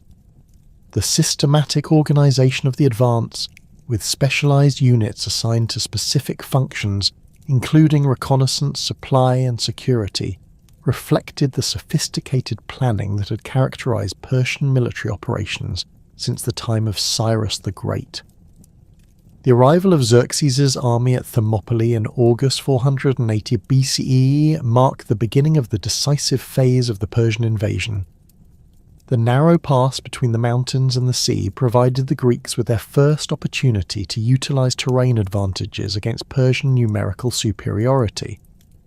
The position's strategic importance had been recognized by Greek military planners, who understood that successful defense of Thermopylae would force the Persian army to seek alternative routes into central Greece, while providing time for additional defensive preparations. The Greek force assembled at Thermopylae represented a coalition of city-states united by the common threat of Persian conquest. The Spartan contingent, led by King Leonidas, provided the expedition's core strength and military leadership, while units from Thebes, Thespiae, and other cities contributed additional manpower and local knowledge. The total Greek force numbered approximately 7,000 men, including 300 Spartan warriors whose training and equipment represented the pinnacle of Greek military development. The defenders understood that their survival depended on maximizing the advantages provided by the narrow pass, while maintaining unity among forces with different military traditions and political loyalties. The Persian defeat at Plataea in 479 BCE marked a fundamental shift in the balance of power between the Achaemenid Empire and the Greek city-states, initiating a period of gradual territorial losses that would define the remainder of the 5th century. Mardonius's death during the battle eliminated not only a capable military commander, but also one of Xerxes' most trusted advisors, creating a leadership vacuum that Persian forces in the Aegean struggled to fill. The massive quantities of gold, silver, and luxury goods captured in the Persian camp provided the Greek coalition with tangible evidence of their victory while demonstrating the wealth that had funded the invasion. More significantly, the battle's outcome convinced many Greek cities that Persian military supremacy was not inevitable, encouraging resistance movements throughout the eastern Mediterranean. The Persian retreat from mainland Greece following Plataea did not represent a complete abandonment of imperial ambitions in the region, but rather a strategic withdrawal to more defensible positions in the Aegean islands and along the Anatolian coast. Xerxes understood that maintaining Persian control over the sea lanes connecting Asia and Europe remained essential for protecting the empire's western provinces from future Greek attacks. The Persian naval bases at Samos, Chios, and other strategic locations provided platforms for projecting power throughout the Aegean while supporting Persian garrisons in Thrace and Macedonia. The king's decision to retain substantial naval forces in the region reflected his understanding that the Greek threat would persist despite the recent defeats. The Greek victory at Mycale, occurring simultaneously with Plataea, effectively ended Persian naval dominance in the eastern Aegean and triggered widespread rebellions among the Ionian cities that had been forcibly incorporated into Xerxes' invasion force. The Persian fleet, commanded by Tigranes and anchored near the Mycale promontory, had been caught off guard by the Greek naval assault led by the Spartan king Leotychidas and the Athenian general Xanthippus. The Persian commanders, aware of their crew's declining morale and the unreliability of their Ionian contingents, had beached their ships and constructed defensive positions on the shore. This tactical decision, intended to maximize their defensive advantages, instead created a trap that prevented effective retreat when the Greek assault overwhelmed their positions. The destruction of the Persian fleet at Mycale eliminated the naval capabilities that had enabled the empire to maintain control over the Aegean islands and coastal cities. The Persian ships, constructed primarily in Phoenician and Egyptian shipyards, represented years of investment in naval technology and training that could not be quickly replaced. The loss of experienced crews, many of whom had participated in previous Persian naval operations, created a knowledge gap that would hamper future Persian maritime activities. The psychological impact of the defeat spread rapidly throughout the empire's maritime provinces, encouraging local populations to question Persian military invincibility and consider alternatives to imperial rule. The immediate aftermath of Mycale witnessed the spontaneous rebellion of numerous Ionian cities that had been forced to contribute ships and crews to Xerxes' invasion force. Samos, Chios, and Lesbos declared their independence from Persian authority and expelled the Persian garrisons that had been stationed in their territories since the suppression of the Ionian revolt. The speed with which these rebellions erupted demonstrated the extent of underlying discontent with Persian rule that had been suppressed through military force rather than genuine accommodation. The rebels' coordination suggested that secret communications had been maintained between the cities despite Persian surveillance efforts. The formation of the Delian League in 478 BCE represented the Greek response to continued Persian threats, while creating an institutional framework for coordinating anti-Persian activities throughout the Aegean. The League's establishment at Delos, with its sacred associations and central location, provided symbolic legitimacy for Greek resistance while offering practical advantages for coordinating naval operations. The Athenian leadership of the League reflected both their naval capabilities and their willingness to assume the financial and military burdens of continued warfare against the Persian Empire. The League's initial membership included most of the Aegean islands and many coastal cities in Anatolia, creating a coalition that could challenge Persian control over the eastern Mediterranean. The Persian response to the Delian League's formation revealed the empire's declining ability to project power effectively in the Aegean region. Artabazus, appointed as satrap of Hellespontine Phrygia, assembled the remaining Persian forces in western Anatolia for a campaign designed to recapture the rebellious cities and restore imperial authority. The Persian army, substantially reduced from its pre-invasion strength, included core Persian and Median units alongside contingents from loyal provinces in central Anatolia. The force's composition reflected the empire's continuing military capabilities, while highlighting the limitations imposed by recent defeats and the need to maintain substantial garrisons throughout the empire's other territories. The siege of Sestos during the winter of 479-478 BCE demonstrated both Persian determination to maintain their European foothold and the practical difficulties of conducting extended military operations with reduced resources. The city's strategic position on the European side of the Hellespont made it essential for Persian communication with their remaining territories in Thrace and Macedonia. The Persian garrison, commanded by Artayctes, had been reinforced with additional troops and supplies in preparation for a prolonged siege.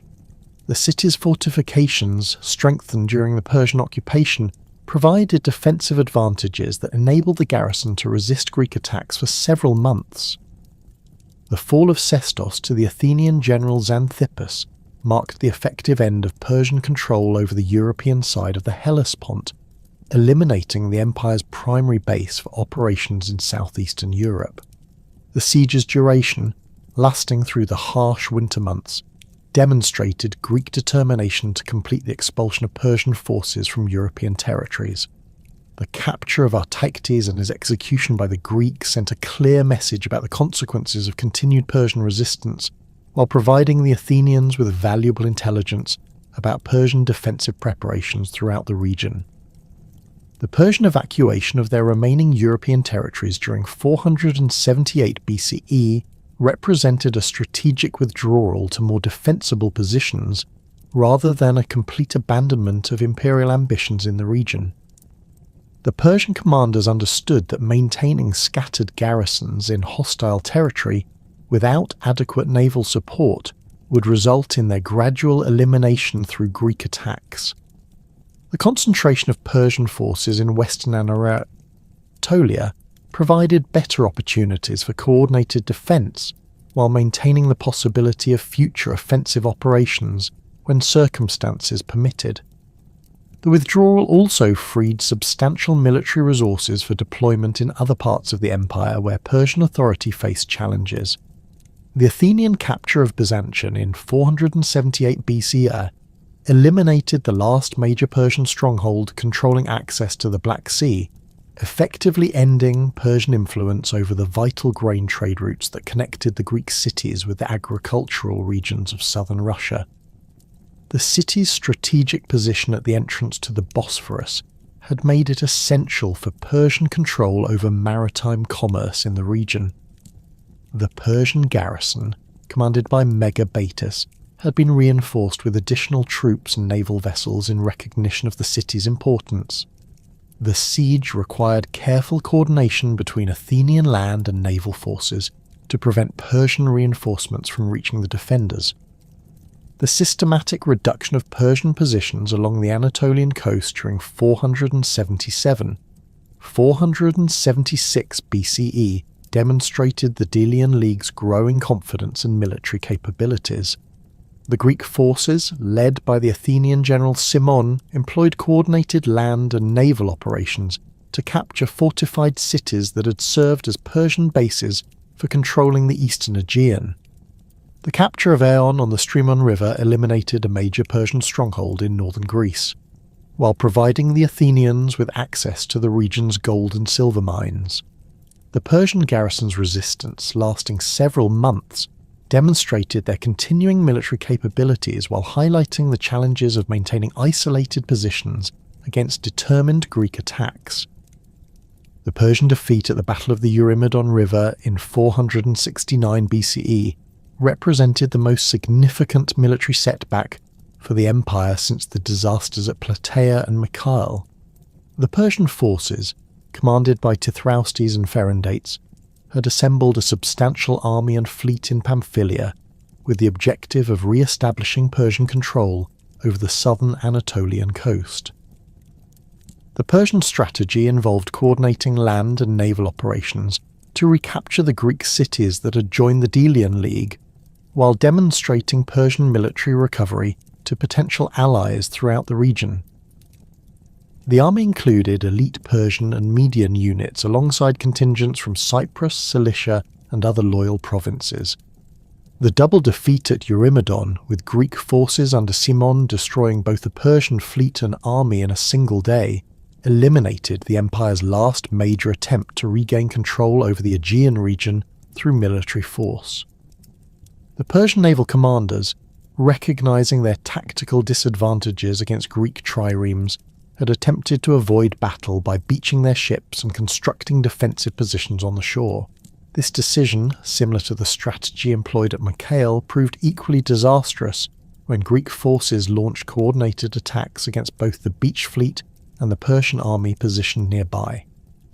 The destruction of approximately 200 Persian ships and the capture of their crews represented a catastrophic loss of naval capabilities that the empire could not easily replace.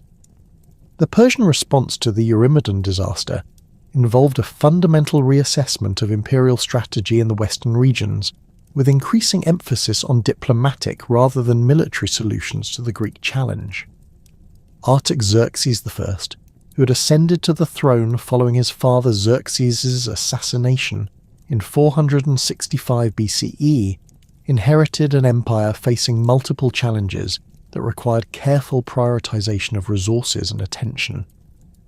The new king's advisors argued that continued military confrontation with the Delian League would drain resources needed for addressing internal rebellions and external threats along the empire's other frontiers.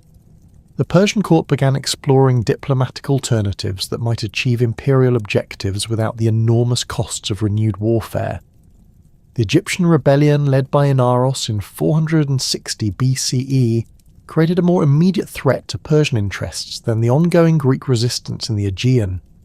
The rebel leader, claiming descent from the pharaonic dynasties, had succeeded in expelling Persian forces from much of the Nile Delta, while establishing an independent government at Memphis. The rebellion's success encouraged similar movements throughout the empire's African territories, creating the possibility of a coordinated challenge to Persian authority across multiple continents. The Persian response required substantial military resources that might otherwise have been deployed against the Greeks, forcing difficult strategic choices about resource allocation. The Athenian decision to support the Egyptian rebellion represented a dramatic expansion of their anti-Persian activities, extending Greek military involvement from the Aegean region to the African continent. The Athenian expeditionary force, numbering approximately 200 triremes with their crews and marines, provided Inaros with naval capabilities that enabled rebel control over the Nile Delta's waterways.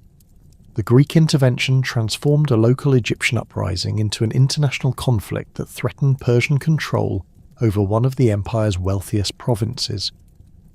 The Persian commanders in Egypt, caught between rebel forces and Greek naval power, found themselves unable to maintain effective resistance without substantial reinforcements from other parts of the empire. The Persian counteroffensive in Egypt, led by Megabyzus with an army drawn from throughout the empire's western provinces, demonstrated the continuing military capabilities that enabled the Achaemenids to maintain control over their vast territories. The Persian strategy involved systematic reduction of rebel strongholds while preventing Greek naval forces from providing effective support to the Egyptian rebels. The campaign required careful coordination of land and naval operations, with Persian forces advancing along the Nile while Phoenician ships moved to blockade the delta's waterways. The Persian commanders understood that success in Egypt would require not only military victory, but also the restoration of administrative systems capable of preventing future rebellions. The siege of Memphis during 456-455 BCE represented the climactic engagement of the Egyptian rebellion, bringing together the largest military forces that had been assembled in the Nile Valley since the original Persian conquest under Cambyses. The city's position on the west bank of the Nile provided natural defensive advantages, while its substantial population and resources enabled prolonged resistance to Persian attack. The rebels and their Greek allies understood that Memphis's survival would determine the rebellion's fate, concentrating their remaining forces in a desperate attempt to maintain Egyptian independence against overwhelming Persian numerical superiority.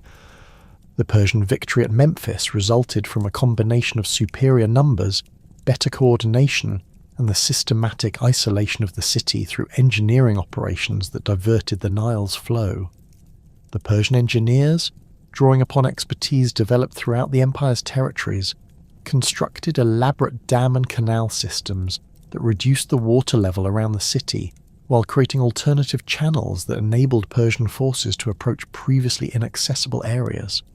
The rebel forces, deprived of their naval advantages and facing starvation, were forced to surrender after a siege lasting over a year. The destruction of the Athenian expeditionary force eliminated Greek naval power in the eastern Mediterranean, while demonstrating Persian ability to achieve decisive victories when adequate resources were committed to specific objectives.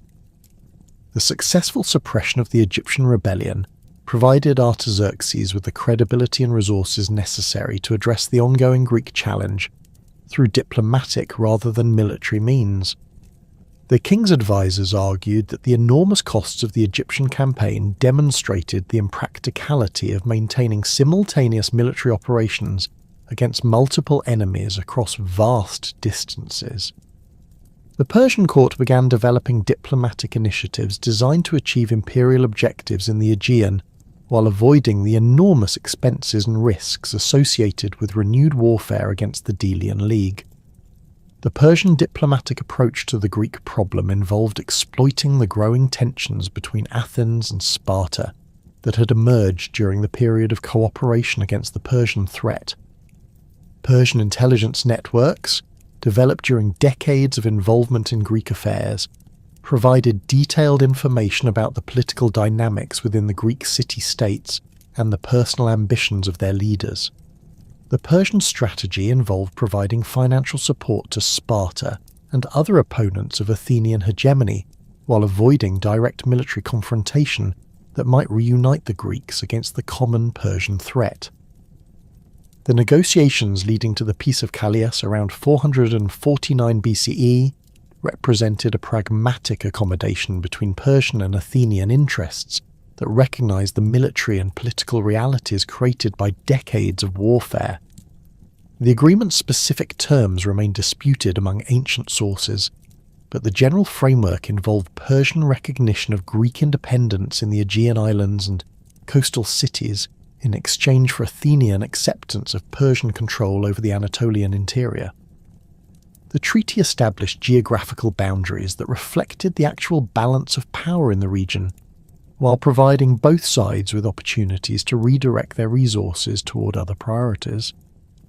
The Persian acceptance of territorial losses in the Aegean reflected Artaxerxes' understanding that the empire's vast extent created vulnerabilities that could not be defended simultaneously against determined opponents. The king's advisors argued that maintaining Persian control over the Anatolian interior and the crucial trade routes connecting Asia and Europe was more important than recovering the Aegean islands that had limited strategic value.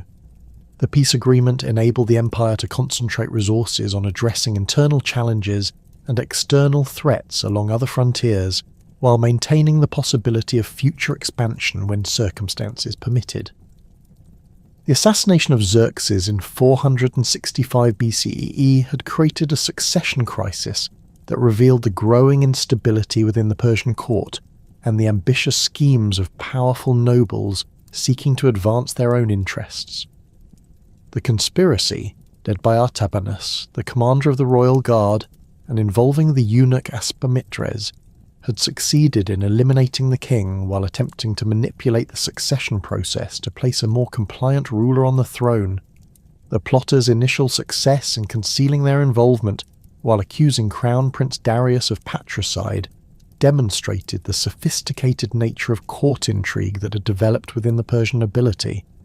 The emergence of Artaxerxes then as the legitimate successor following the elimination of the conspirators marked the beginning of a reign characterized by internal challenges and external pressures that would test the empire's stability. The new king, approximately 20 years old at his accession, had received traditional Persian education in military command and administrative governance, but he lacked the extensive experience that had prepared his predecessors for the complexities of imperial rule. The young monarch's survival of the succession crisis demonstrated both personal capability and the loyalty of key military commanders who recognized the dangers of continued instability. The brief usurpation attempt by Hystaspes, Artaxerxes' uncle and satrap of Bactria, represented the most serious challenge to the new king's authority during the early years of his reign. The rebel's claim to the throne, based on his seniority within the Achaemenid family, attracted support from Persian nobles who questioned Artaxerxes' legitimacy and capability. The rebellion's geographic base in the eastern provinces created logistical challenges for the royal forces, while providing Hystaspes with access to the experienced cavalry units that formed the backbone of Persian military power in Central Asia. The conflict's resolution required careful coordination of military operations across thousands of miles, while maintaining the loyalty of other provincial governors who might have been tempted to support the rebel cause. The successful suppression of Hystaspes' rebellion demonstrated Artaxerxes' growing competence as a military commander, while revealing the continuing loyalty of key Persian nobles to the principle of legitimate succession. The king's personal leadership of the campaign against his uncle provided opportunities to assess the capabilities and reliability of his military commanders while demonstrating his commitment to maintaining imperial unity. The rebellion's defeat eliminated the most serious internal threat to Artaxerxes' authority, while providing valuable experience in coordinating complex military operations across the empire's vast territories. The emergence of Megabyzus as a powerful figure within the Persian court, following his successful campaign in Egypt, created new dynamics within the imperial administration that would influence policy decisions for the remainder of Artaxerxes' reign. The general's military achievements had earned him substantial wealth and influence, while his marriage to Artaxerxes' sister Anytis provided family connections that enhanced his political position. The Persian nobility's recognition of Megabyzus' capabilities created opportunities for advancement, while generating tensions with other court officials who viewed his growing influence as a threat to their own positions. The rebellion of Megabyzus in 449 BCE represented the most serious challenge to royal authority from within the Persian establishment, demonstrating the potential for successful military commanders to translate their achievements into political power. The general's grievances against Artaxerxes involved both personal slights and policy disagreements that reflected broader tensions within the imperial administration. The rebellion's initial success in gaining control over Syria and other western provinces demonstrated the general's continuing military capabilities while revealing the challenges of maintaining loyalty among powerful nobles who possessed independent sources of strength. The negotiated resolution of Megabyzus' rebellion through the mediation of Queen Mother Anytis demonstrated the importance of family relationships and personal diplomacy in maintaining imperial stability. The agreement that restored the general to royal favour while granting him substantial autonomy in his provincial command reflected Artaxerxes' understanding that the empire's vast extent required accommodation of powerful local interests. The settlement's success in preventing further rebellions by other military commanders established precedents for managing similar challenges while maintaining the essential unity of imperial authority. The growing autonomy of provincial governors during Artaxerxes' reign reflected both the practical necessities of governing vast territories and the declining effectiveness of central control mechanisms. The satrap system, originally designed to balance local autonomy with imperial oversight, had evolved to grant increasing independence to provincial administrators who possessed the military and financial resources necessary for maintaining order in their territories. The Persian court's acceptance of this evolution demonstrated pragmatic recognition that direct control over distant provinces was becoming increasingly difficult to maintain with the communication and transportation technologies available in the ancient world. The economic challenges facing the Persian Empire during the mid-5th century BCE resulted from the enormous costs of maintaining military forces across multiple continents, while supporting the elaborate court ceremonies and construction projects that reinforced imperial prestige. The empire's tax collection systems, based on assessments established during the reigns of Darius and Xerxes, had become increasingly inadequate for meeting the growing expenses of imperial administration.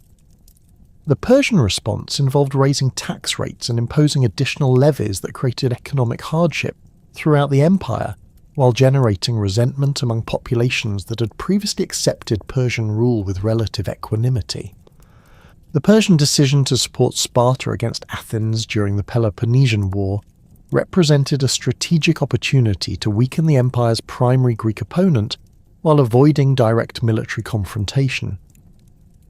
The Persian court's analysis of Greek political dynamics suggested that Athenian defeat would eliminate the most serious threat to Persian interests in the Aegean, while creating opportunities for recovering territories lost during the previous decades.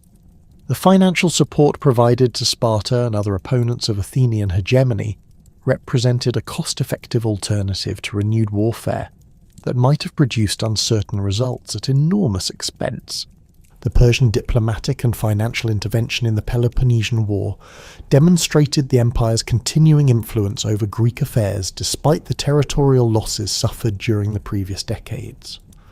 The Persian gold that funded Spartan naval construction and mercenary recruitment proved decisive in enabling Sparta to challenge Athenian naval supremacy while maintaining the land-based military capabilities that had made them the dominant power in the Peloponnese.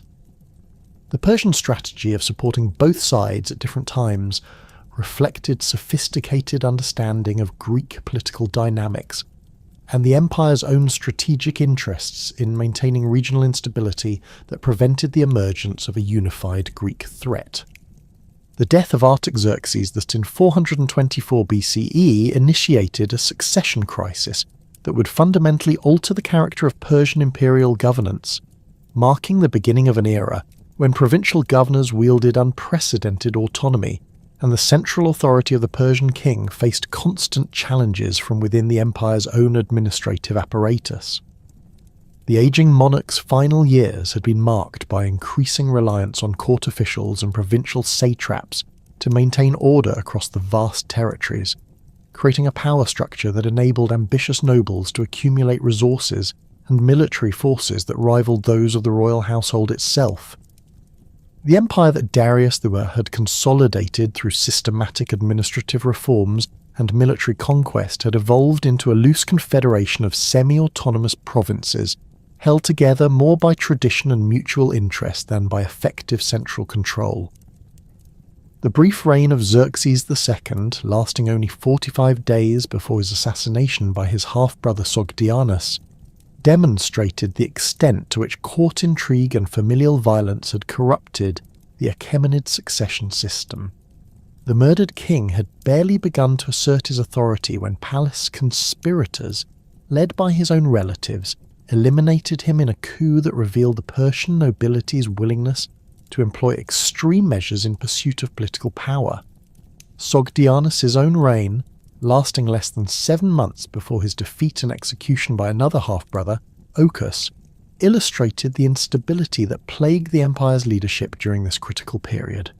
The rapid succession of rulers created uncertainty throughout the provincial administration, while encouraging local strongmen to pursue independent policies that served their own interests rather than imperial objectives.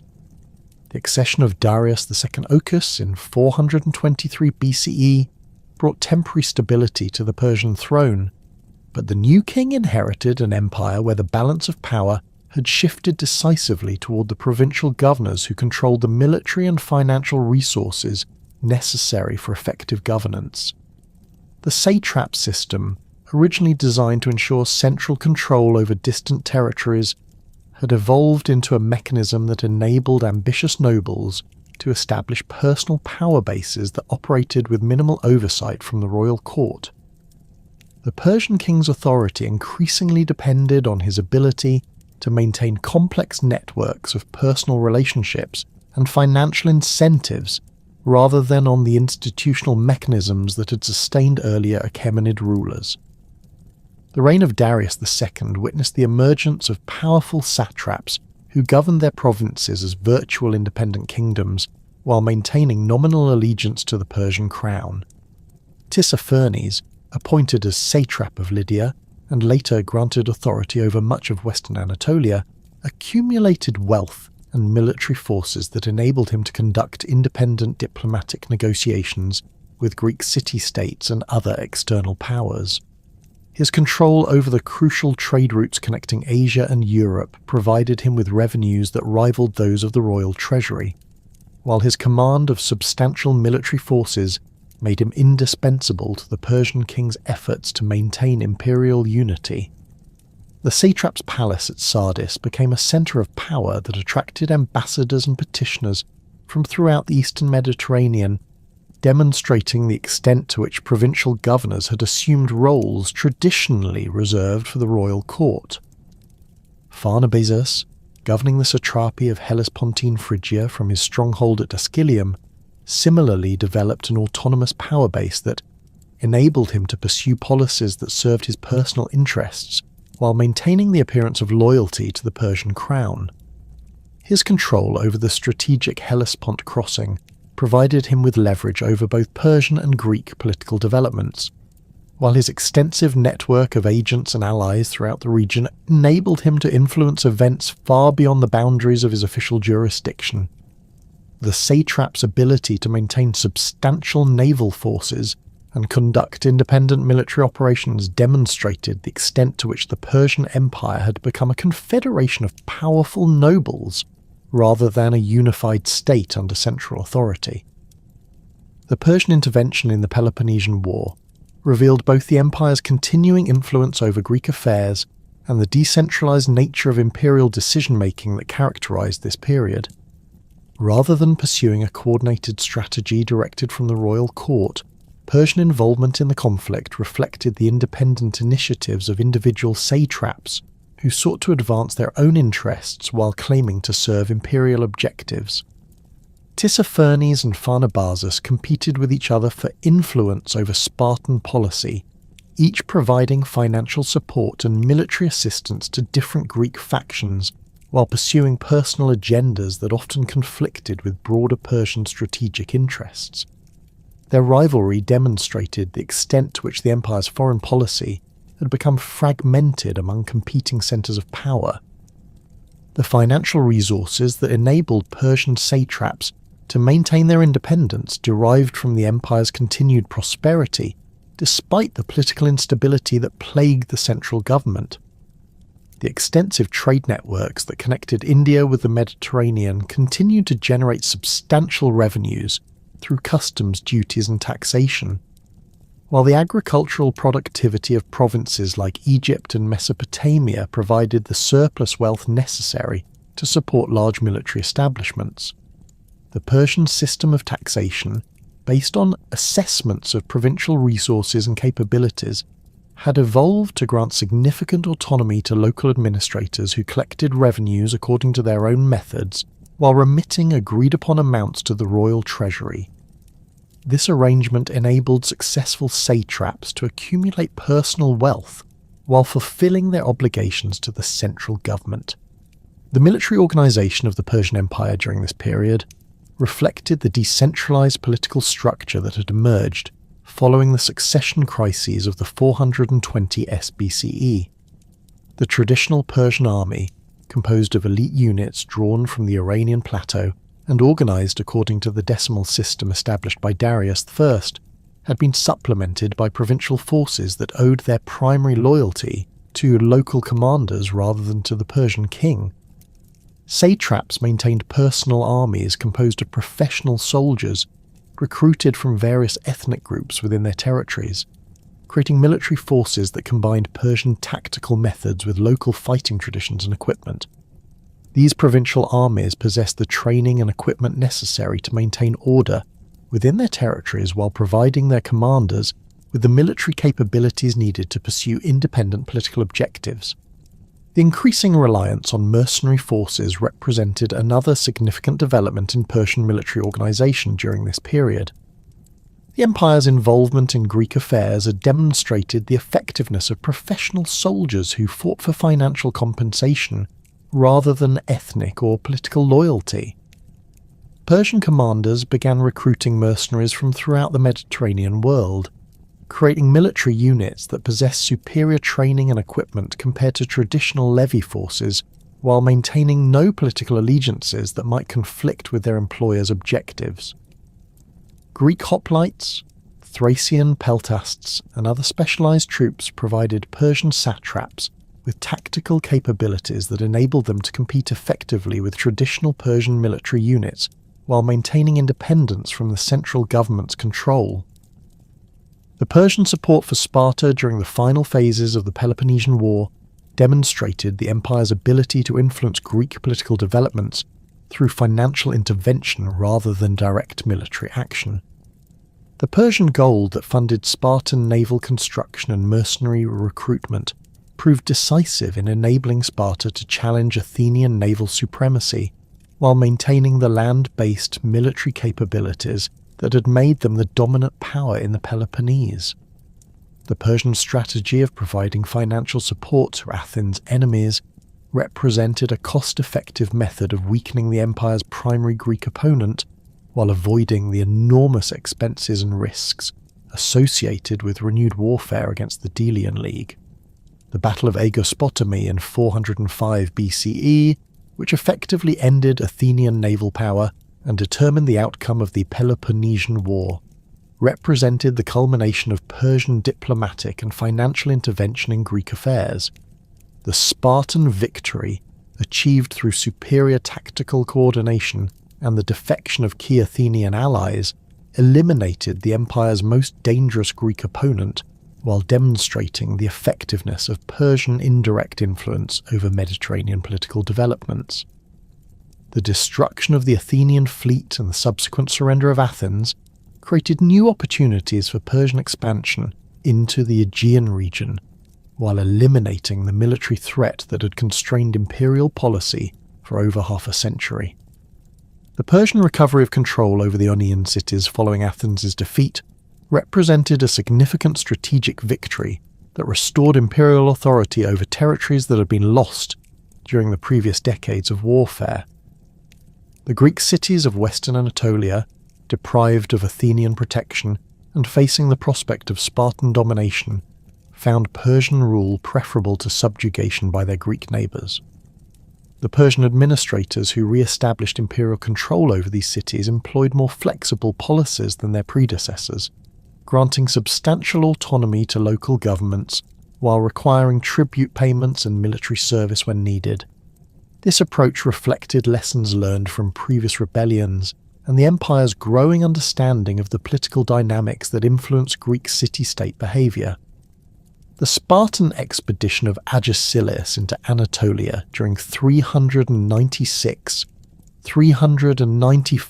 BCE represented the most serious external military threat faced by the Persian Empire since the conclusion of the Peloponnesian War. The Spartan king's invasion, supported by substantial military forces and encouraged by rebellious Greek cities along the Anatolian coast, threatened to reverse the territorial gains that Persia had achieved following Athens' defeat. The Persian response revealed both the empire's continuing military capabilities and the challenges of coordinating defensive operations across vast distances with a decentralized command structure that had evolved during the previous decades. Tissaphernes' initial attempts to contain the Spartan invasion through conventional military operations proved unsuccessful, demonstrating the tactical advantages that Greek hoplite formations possessed over traditional Persian infantry units in direct combat.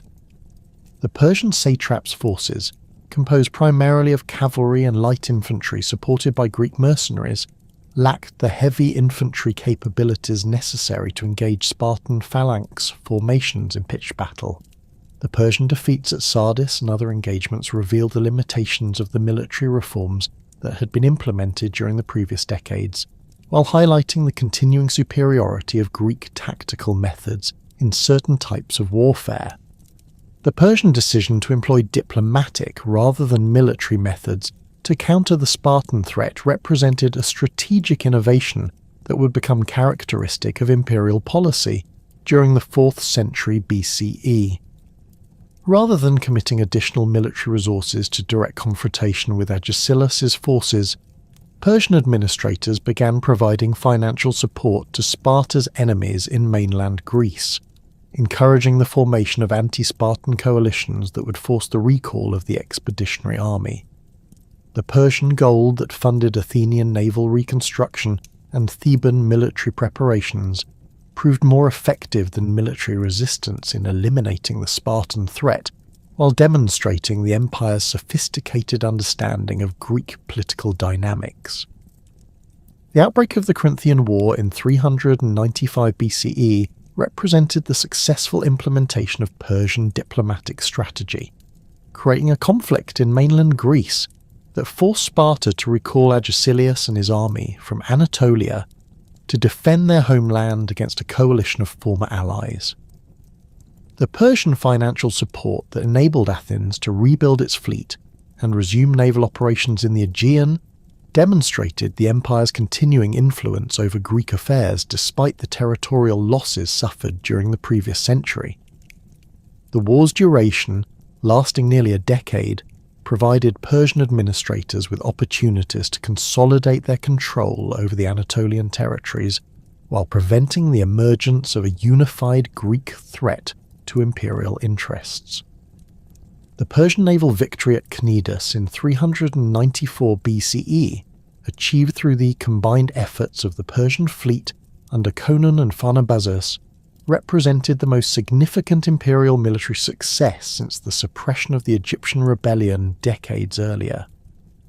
The destruction of the Spartan fleet eliminated the naval capabilities that had enabled Sparta to project power throughout the Aegean, while demonstrating Persian ability to coordinate complex military operations involving multiple commanders and diverse forces. The victory's psychological impact extended far beyond its immediate military consequences, convincing Greek cities throughout the region that Persian power remained formidable despite the setbacks of the previous century. The reconstruction of the long walls connecting Athens to the Piraeus, funded by Persian gold and supervised by Conon, symbolized the empire's successful manipulation of Greek political dynamics to serve imperial interests. The restoration of Athenian defensive capabilities created a counterbalance to Spartan power, while ensuring that neither Greek city-state could achieve hegemony over the region.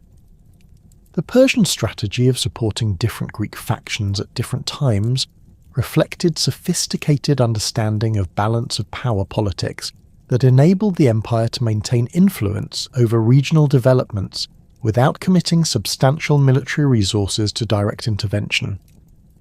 The emergence of Cyrus the Younger as a powerful figure within the Persian court during the final years of Darius II's reign represented a new development in the empire's internal political dynamics.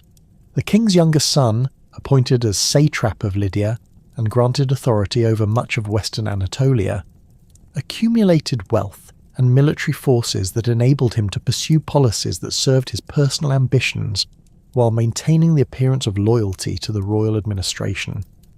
His control over the crucial trade routes connecting Asia and Europe provided him with revenues that enabled him to recruit substantial mercenary forces while establishing diplomatic relationships with Greek city-states and other external powers. The Persian court's decision to grant Cyrus such extensive authority reflected both the practical necessities of governing distant territories and the king's confidence in his son's loyalty and capability. The young prince's education had included extensive training in military command and administrative governance, while his personal relationships with Greek leaders and his understanding of Mediterranean political dynamics made him valuable for managing the empire's western territories.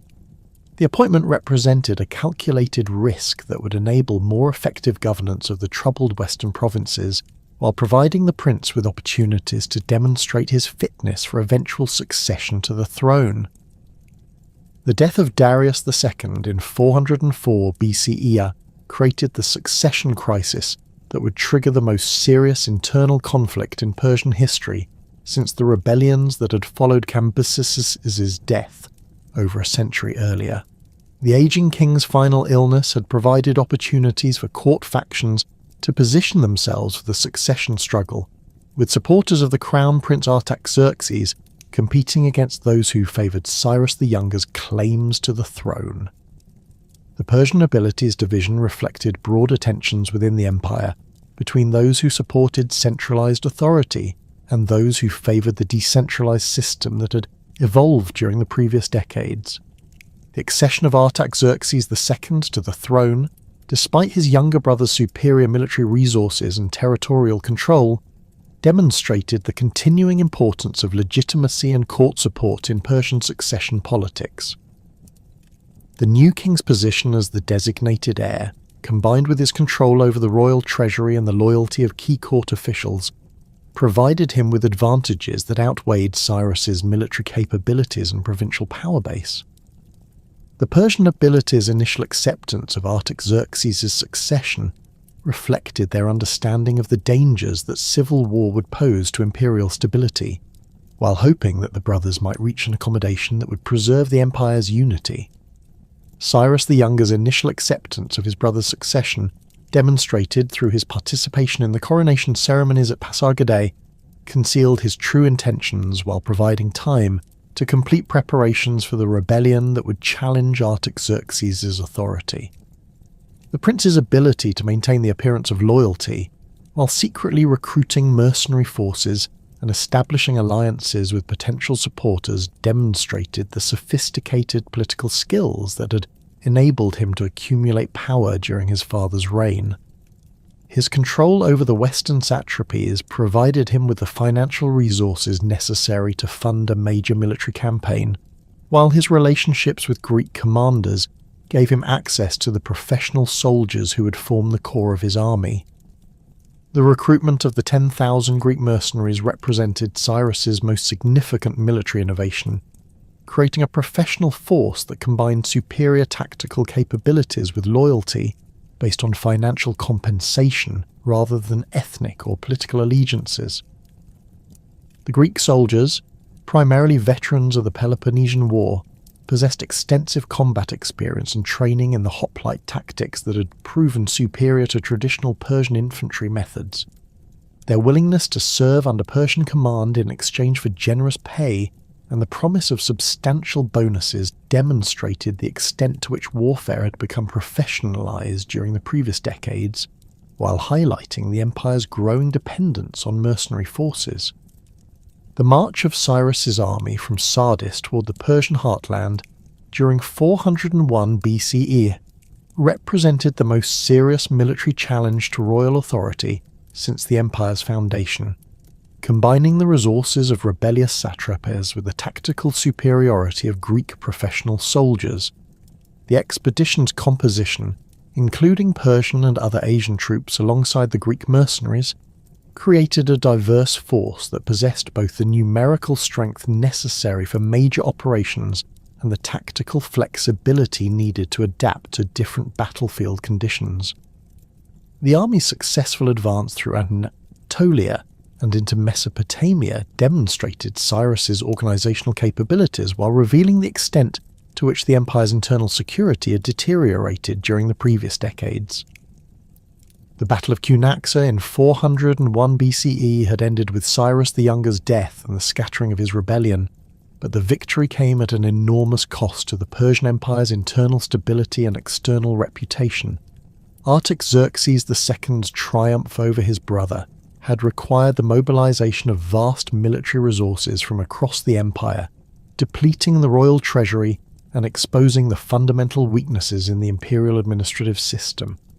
The Greek mercenaries' successful retreat to the Black Sea, immortalized in Xenophon's Anabasis, demonstrated to the Mediterranean world that Persian military power could be challenged by relatively small but well-organized forces.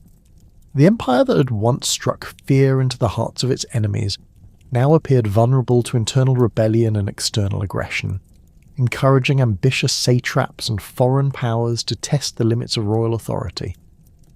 The reign of Artaxerxes II stretched for nearly half a century, from 404 to 359 BCE, becoming the longest in Achaemenid history, but also marking a period of gradual decline that would ultimately prove irreversible. The king's initial years were consumed by the aftermath of his brother's rebellion and the complex task of restoring central authority over provinces that had grown accustomed to operating with minimal oversight from the royal court. The satraps who had supported Cyrus required careful handling to prevent further rebellions, while those who had remained loyal demanded rewards that strained the imperial finances. The delicate balance between punishment and accommodation that characterized Artaxerxes' approach to these challenges revealed both his political acumen and the constraints that limited his options for decisive action. The satraps' revolt that erupted during the 370s and 360s BCE represented the most serious internal threat to Persian unity since the rebellions that had followed Darius' accession 2 centuries earlier. The rebellion began in western Anatolia, where Ariobarzanes, satrap of Hellespontine Phrygia, declared his independence from royal authority and began recruiting mercenary forces to defend his territory against imperial armies. His example quickly spread to other provinces, with Datames of Cappadocia, Mausolus of Caria, and Orontes of Armenia joining the revolt and coordinating their resistance efforts. The rebels' ability to maintain their independence for over a decade demonstrated the extent to which the empire's military capabilities had deteriorated, while revealing the inadequacy of the administrative systems that were supposed to ensure provincial loyalty. The rebellious satraps possessed several advantages that enabled them to challenge royal authority effectively. Their control over wealthy provinces provided them with the financial resources necessary to recruit substantial mercenary armies, while their knowledge of local terrain and political dynamics gave them strategic advantages over forces sent from the Persian heartland. The rebels had also learned from Cyrus the Younger's example, employing Greek military advisors and adopting tactical innovations that enhanced their forces' effectiveness against traditional Persian units. Their coordination through secret communications and mutual support agreements created a network of resistance that proved difficult for royal forces to suppress through conventional military operations. Artaxerxes II's response to the satraps' revolt revealed both the empire's continuing military capabilities and the limitations imposed by financial constraints and political considerations. The king assembled substantial armies from loyal provinces, including elite Persian and Median units, alongside contingents from Egypt, Mesopotamia, and other regions that remained under direct royal control. However, the enormous costs of maintaining these forces in the field while conducting simultaneous operations across multiple theatres strained the imperial treasury and forced difficult choices about resource allocation. The Persian commanders also faced the challenge of operating in hostile territory where local populations often supported the rebels, creating logistical difficulties that hampered their effectiveness. The revolt's eventual suppression resulted more from the rebels' internal divisions and the empire's diplomatic efforts than from decisive military victories. Persian agents succeeded in exploiting personal rivalries among the rebel leaders, encouraging defections and preventing the coordination that had initially made their resistance effective. The promise of pardons and the restoration of their positions to satraps who abandoned the rebellion proved more effective than military pressure in ending the revolt. Artaxerxes' willingness to negotiate with the rebels, rather than demanding their unconditional surrender, reflected his understanding of the empire's limitations, while demonstrating the pragmatic approach that had characterized Persian governance since the time of Cyrus the Great. The Egyptian rebellion that began around 404 BCE and persisted for nearly 6 decades represented an even more serious challenge to Persian authority, creating an independent kingdom that controlled one of the empire's wealthiest provinces while inspiring resistance movements throughout the African territories.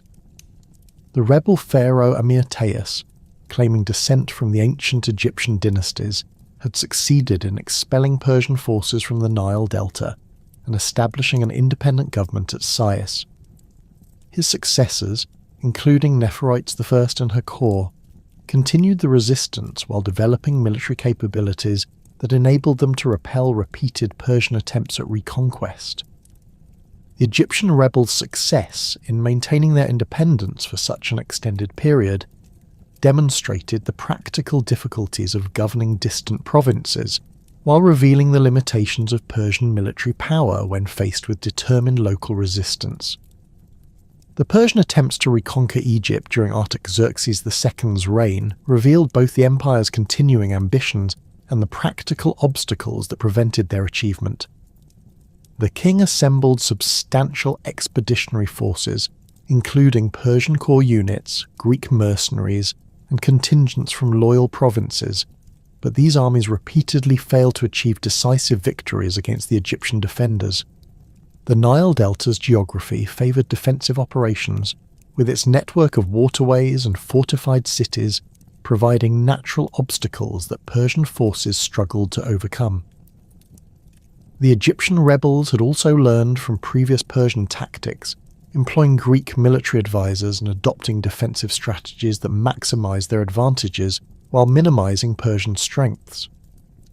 The financial costs of the repeated Egyptian campaigns placed enormous strain on the imperial treasury, forcing Artaxerxes to raise taxes throughout the empire, while reducing expenditures on other priorities.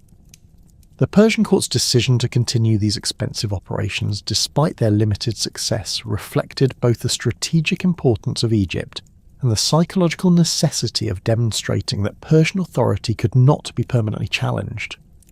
The province's wealth from grain production and trade had made it essential to the empire's economic stability, while its loss encouraged other subject peoples to consider rebellion as a viable option for achieving independence. The emergence of Macedon as a significant power in the Balkans during the mid-4th century BCE initially attracted little attention from the Persian court, which remained focused on internal rebellions and the ongoing struggle to reconquer Egypt. Philip II's accession to the Macedonian throne in 359 BCE coincided with Artaxerxes II's death and the succession of his son Artaxerxes III, creating a period of transition that prevented either empire from fully appreciating the threat posed by the other. The new Persian king inherited an empire weakened by decades of internal conflict and external challenges, while Philip assumed control of a kingdom that possessed significant military potential but lacked the resources and organisation necessary to challenge major powers. Artaxerxes III's character differed markedly from his father's diplomatic approach to imperial governance, reflecting both personal temperament and the changed circumstances that confronted the empire in the mid-4th century BCE. The new king had witnessed the costs of accommodation and negotiation during the satrap's revolt and the Egyptian rebellion, concluding that decisive military action was necessary to restore imperial authority and deter future challenges. His reputation for ruthlessness and determination had been established during his service as a provincial governor, where he had employed harsh measures to maintain order while demonstrating the military capabilities that would characterize his reign. The Persian nobility's acceptance of his succession reflected their understanding that the empire's survival required strong leadership capable of addressing the multiple threats that confronted imperial authority. The new king's first priority involved completing the reconquest of Egypt, which had remained independent for over half a century despite repeated Persian attempts at restoration. Artaxerxes III understood that success in Egypt would demonstrate Persian military recovery while providing the financial resources necessary to address other challenges facing the empire. The king's preparations for the Egyptian campaign revealed both his strategic understanding and his willingness to employ whatever methods were necessary to achieve imperial objectives.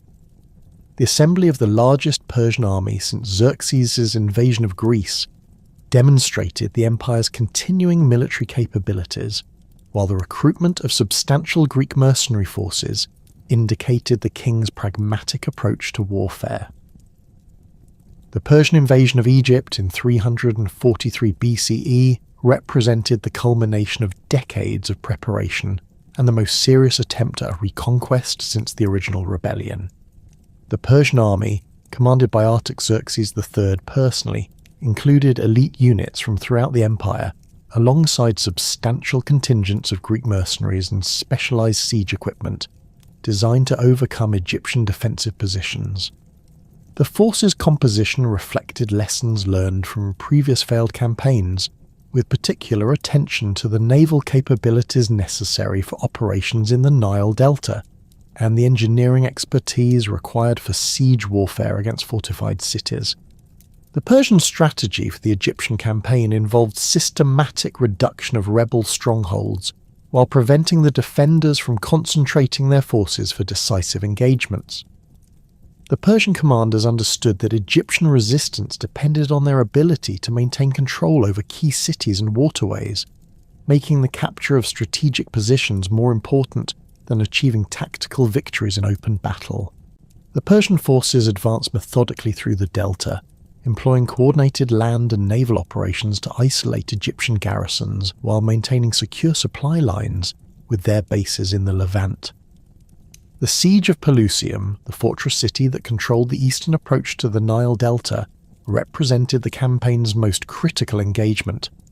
The Egyptian defenders, led by experienced Greek mercenary commanders, had strengthened the city's fortifications and assembled substantial forces for its defense. The Persian assault required sophisticated coordination of infantry, cavalry, and naval forces, while employing siege engines and engineering works that demonstrated the empire's advanced military technology. The city's fall after several months of resistance eliminated the primary obstacle to Persian penetration of the delta, while providing access to the waterways that connected the region's major population centres. The Persian advance through the delta encountered fierce resistance from Egyptian forces that employed guerrilla tactics and defensive strategies designed to maximize the invaders' logistical difficulties.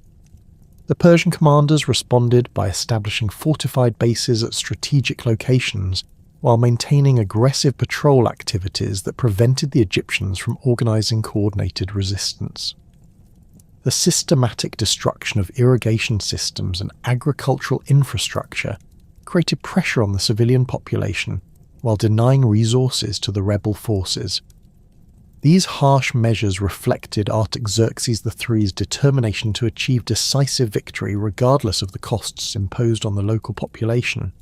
The capture of Memphis in 342 BCE marked the effective end of Egyptian independence and the restoration of Persian control over the Nile Valley. The ancient capital's fall eliminated the last major centre of organised resistance, while providing the Persians with access to the wealth and administrative records necessary for re-establishing imperial governance. The Persian treatment of the captured city demonstrated both the king's ruthlessness and his understanding of the measures necessary to prevent future rebellions. The execution of prominent Egyptian leaders and the deportation of potential troublemakers to distant provinces eliminated the leadership that might have organised future resistance movements. The restoration of Persian control over Egypt provided Artaxerxes III with substantial financial resources and enhanced prestige that enabled him to address other challenges facing the empire. The province's wealth from grain production and trade had made it essential to imperial economic stability, while its reconquest demonstrated Persian military capabilities to potential enemies throughout the Mediterranean region. The king's personal leadership of the successful campaign enhanced his reputation among the Persian nobility, while providing him with the credibility necessary to implement additional reforms designed to strengthen imperial authority. The Persian suppression of the remaining resistance in the Egyptian territories required systematic operations that extended Persian control throughout the Nile Valley and into Nubia. The rebel forces that had maintained independence in Upper Egypt were gradually eliminated through coordinated military operations that combined direct assault with diplomatic pressure on local leaders. The Persian commanders employed harsh measures against communities that had supported the rebellion while offering incentives to those who accepted imperial authority. This combination of punishment and reward reflected the traditional Persian approach to governing conquered territories while adapting to the specific challenges posed by Egyptian resistance. The administrative reforms implemented in Egypt following its reconquest revealed Artaxerxes III's understanding of the factors that had enabled the rebellion to persist for so many decades. The new Persian administration employed more direct control over provincial governance while reducing the autonomy that had previously enabled local leaders to organize resistance movements.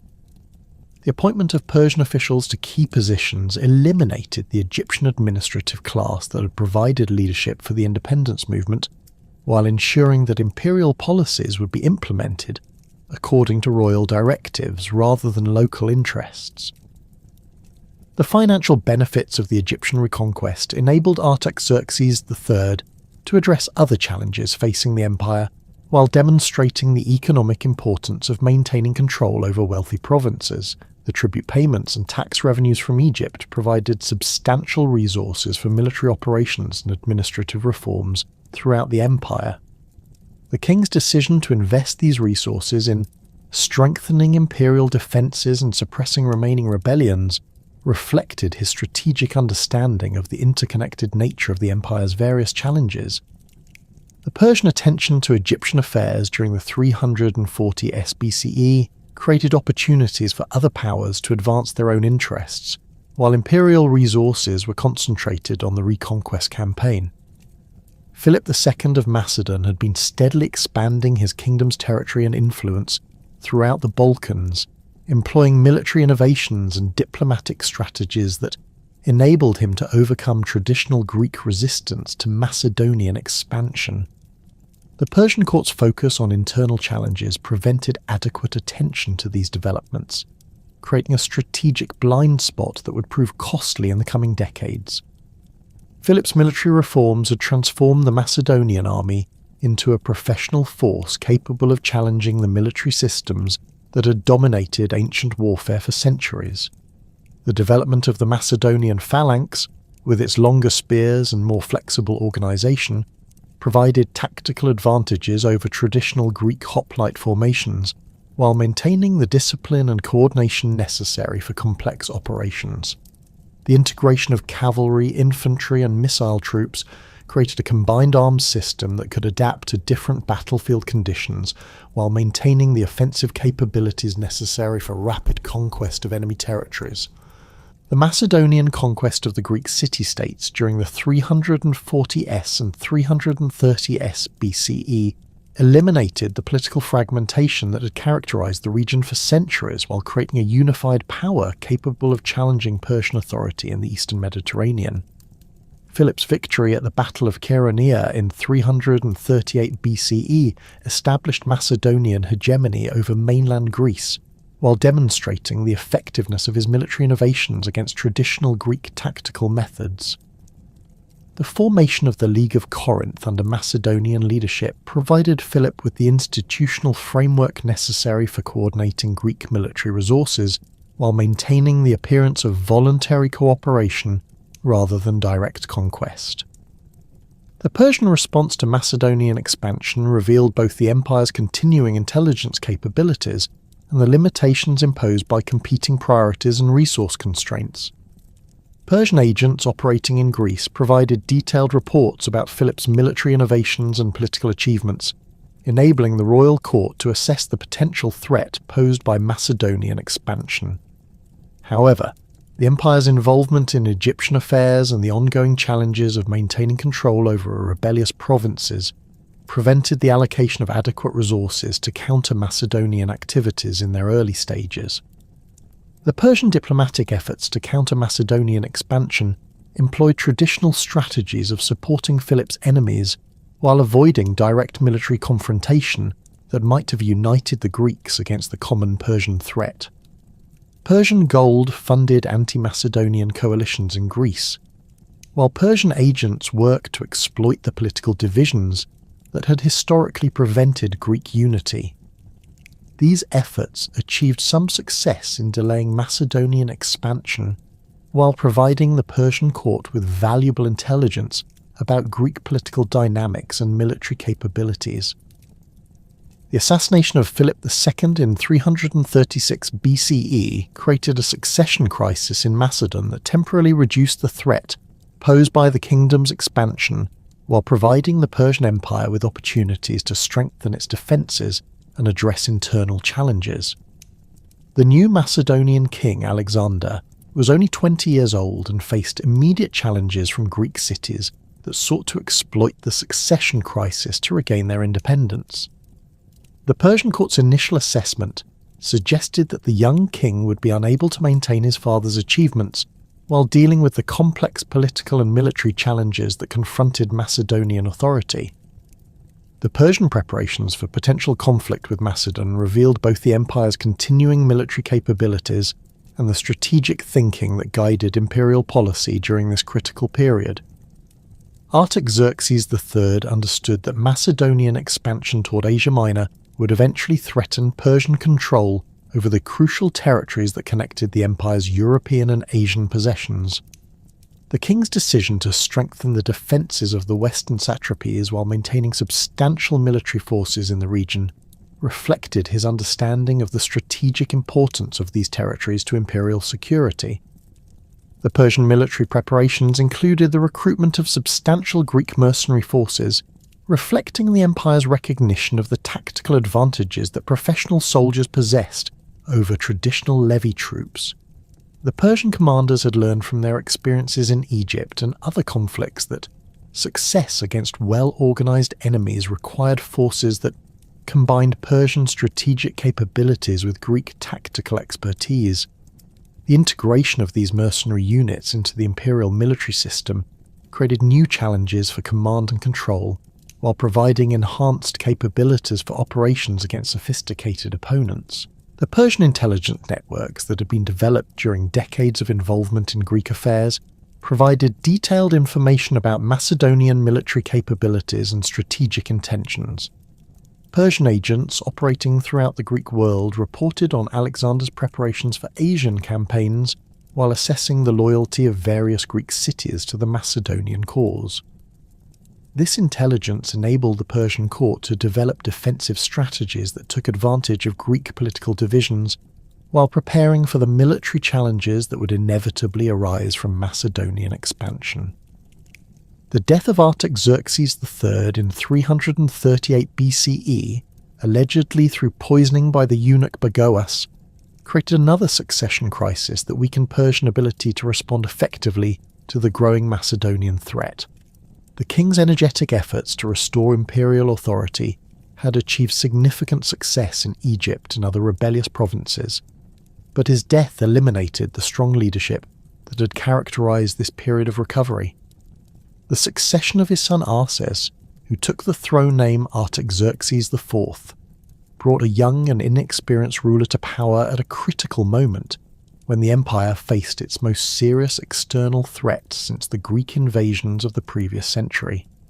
The brief reign of Arses, lasting only 2 years before his own assassination, demonstrated the continuing instability within the Persian court and the extent to which powerful officials had accumulated influence that rivaled royal authority. The eunuch Bagoas, who had allegedly orchestrated the deaths of both Artaxerxes III and his son, represented the corruption and palace intrigue that had weakened the empire's leadership during this critical period.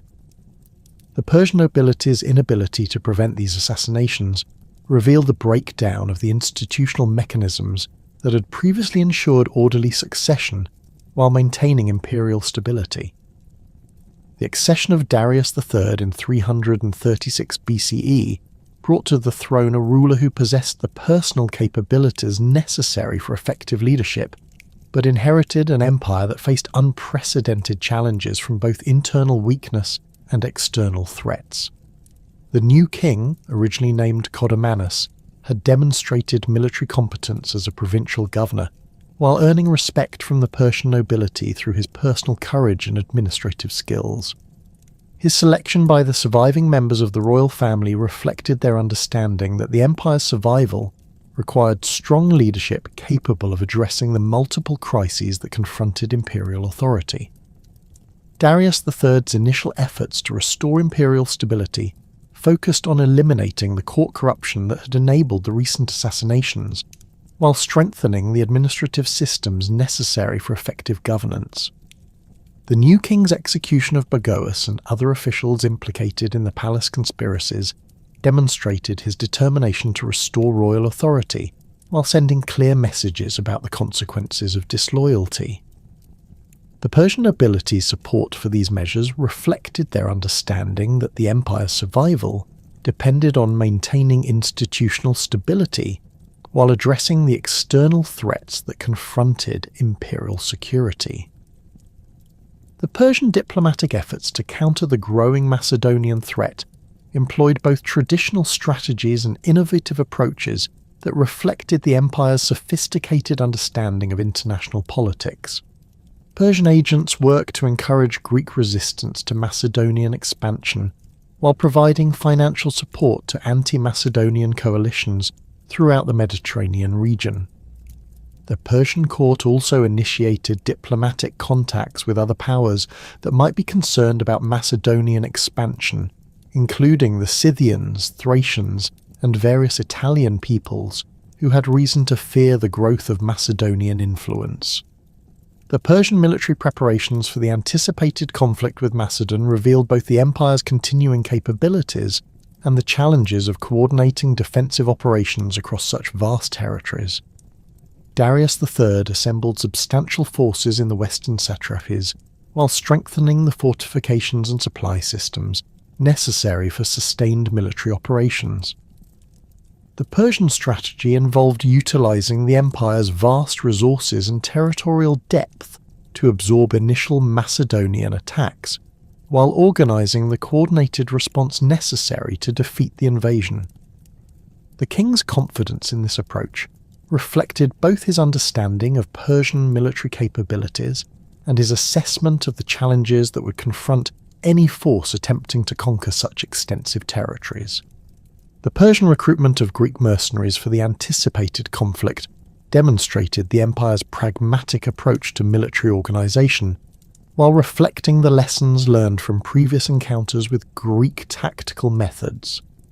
The Persian commanders understood that success against Macedonian forces would require troops capable of matching their tactical innovations, while maintaining the discipline and coordination necessary for complex operations.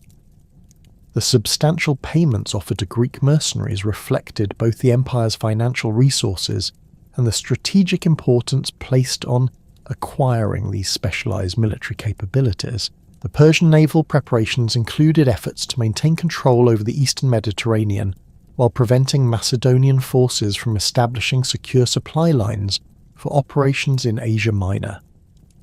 The Persian fleet, composed primarily of Phoenician and Cypriot vessels, possessed the capabilities necessary for challenging Macedonian naval operations while supporting Persian land forces operating along the Anatolian coast. The coordination of these naval and land operations required sophisticated planning and communication systems that tested the empire's administrative capabilities while demonstrating the strategic thinking that guided Persian defensive preparations. The assassination of Philip II at his daughter's wedding in 336 BCE sent shockwaves throughout the ancient world, but nowhere were the implications more carefully analysed than in the Persian court at Persepolis. Darius III and his advisors initially viewed the Macedonian succession crisis as a divine opportunity to eliminate the growing threat from the north, while the young Alexander struggled to consolidate his authority over a restive Greek coalition. Persian intelligence reports described widespread rebellions erupting across the Greek mainland, with Thebes leading a coordinated effort to throw off Macedonian domination and restore the traditional independence of the city-states. The Persian king authorized substantial financial support for these rebellions, dispatching agents with chests of gold darics to fund anti-Macedonian resistance, while preparing military forces to exploit the anticipated collapse of Philip's empire. The speed and brutality with which Alexander suppressed the Greek rebellions, culminating in the complete destruction of Thebes in 335 BCE, forced a dramatic reassessment of the Macedonian threat within Persian strategic planning. The young king's decision to sell the entire Theban population into slavery while razing the city to its foundations, demonstrated a ruthlessness that exceeded even his father's reputation for harsh measures against defeated enemies.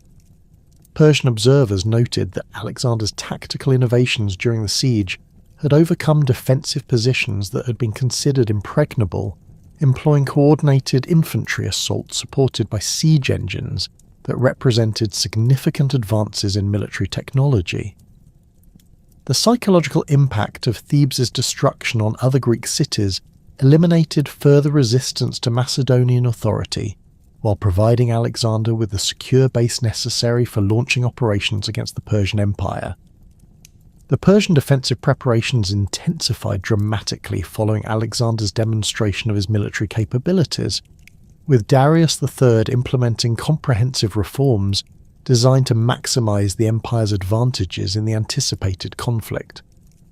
The king understood that Persian success would depend on utilizing the empire's vast territorial extent and enormous population to absorb initial Macedonian attacks, while organizing the coordinated response necessary to defeat the invasion.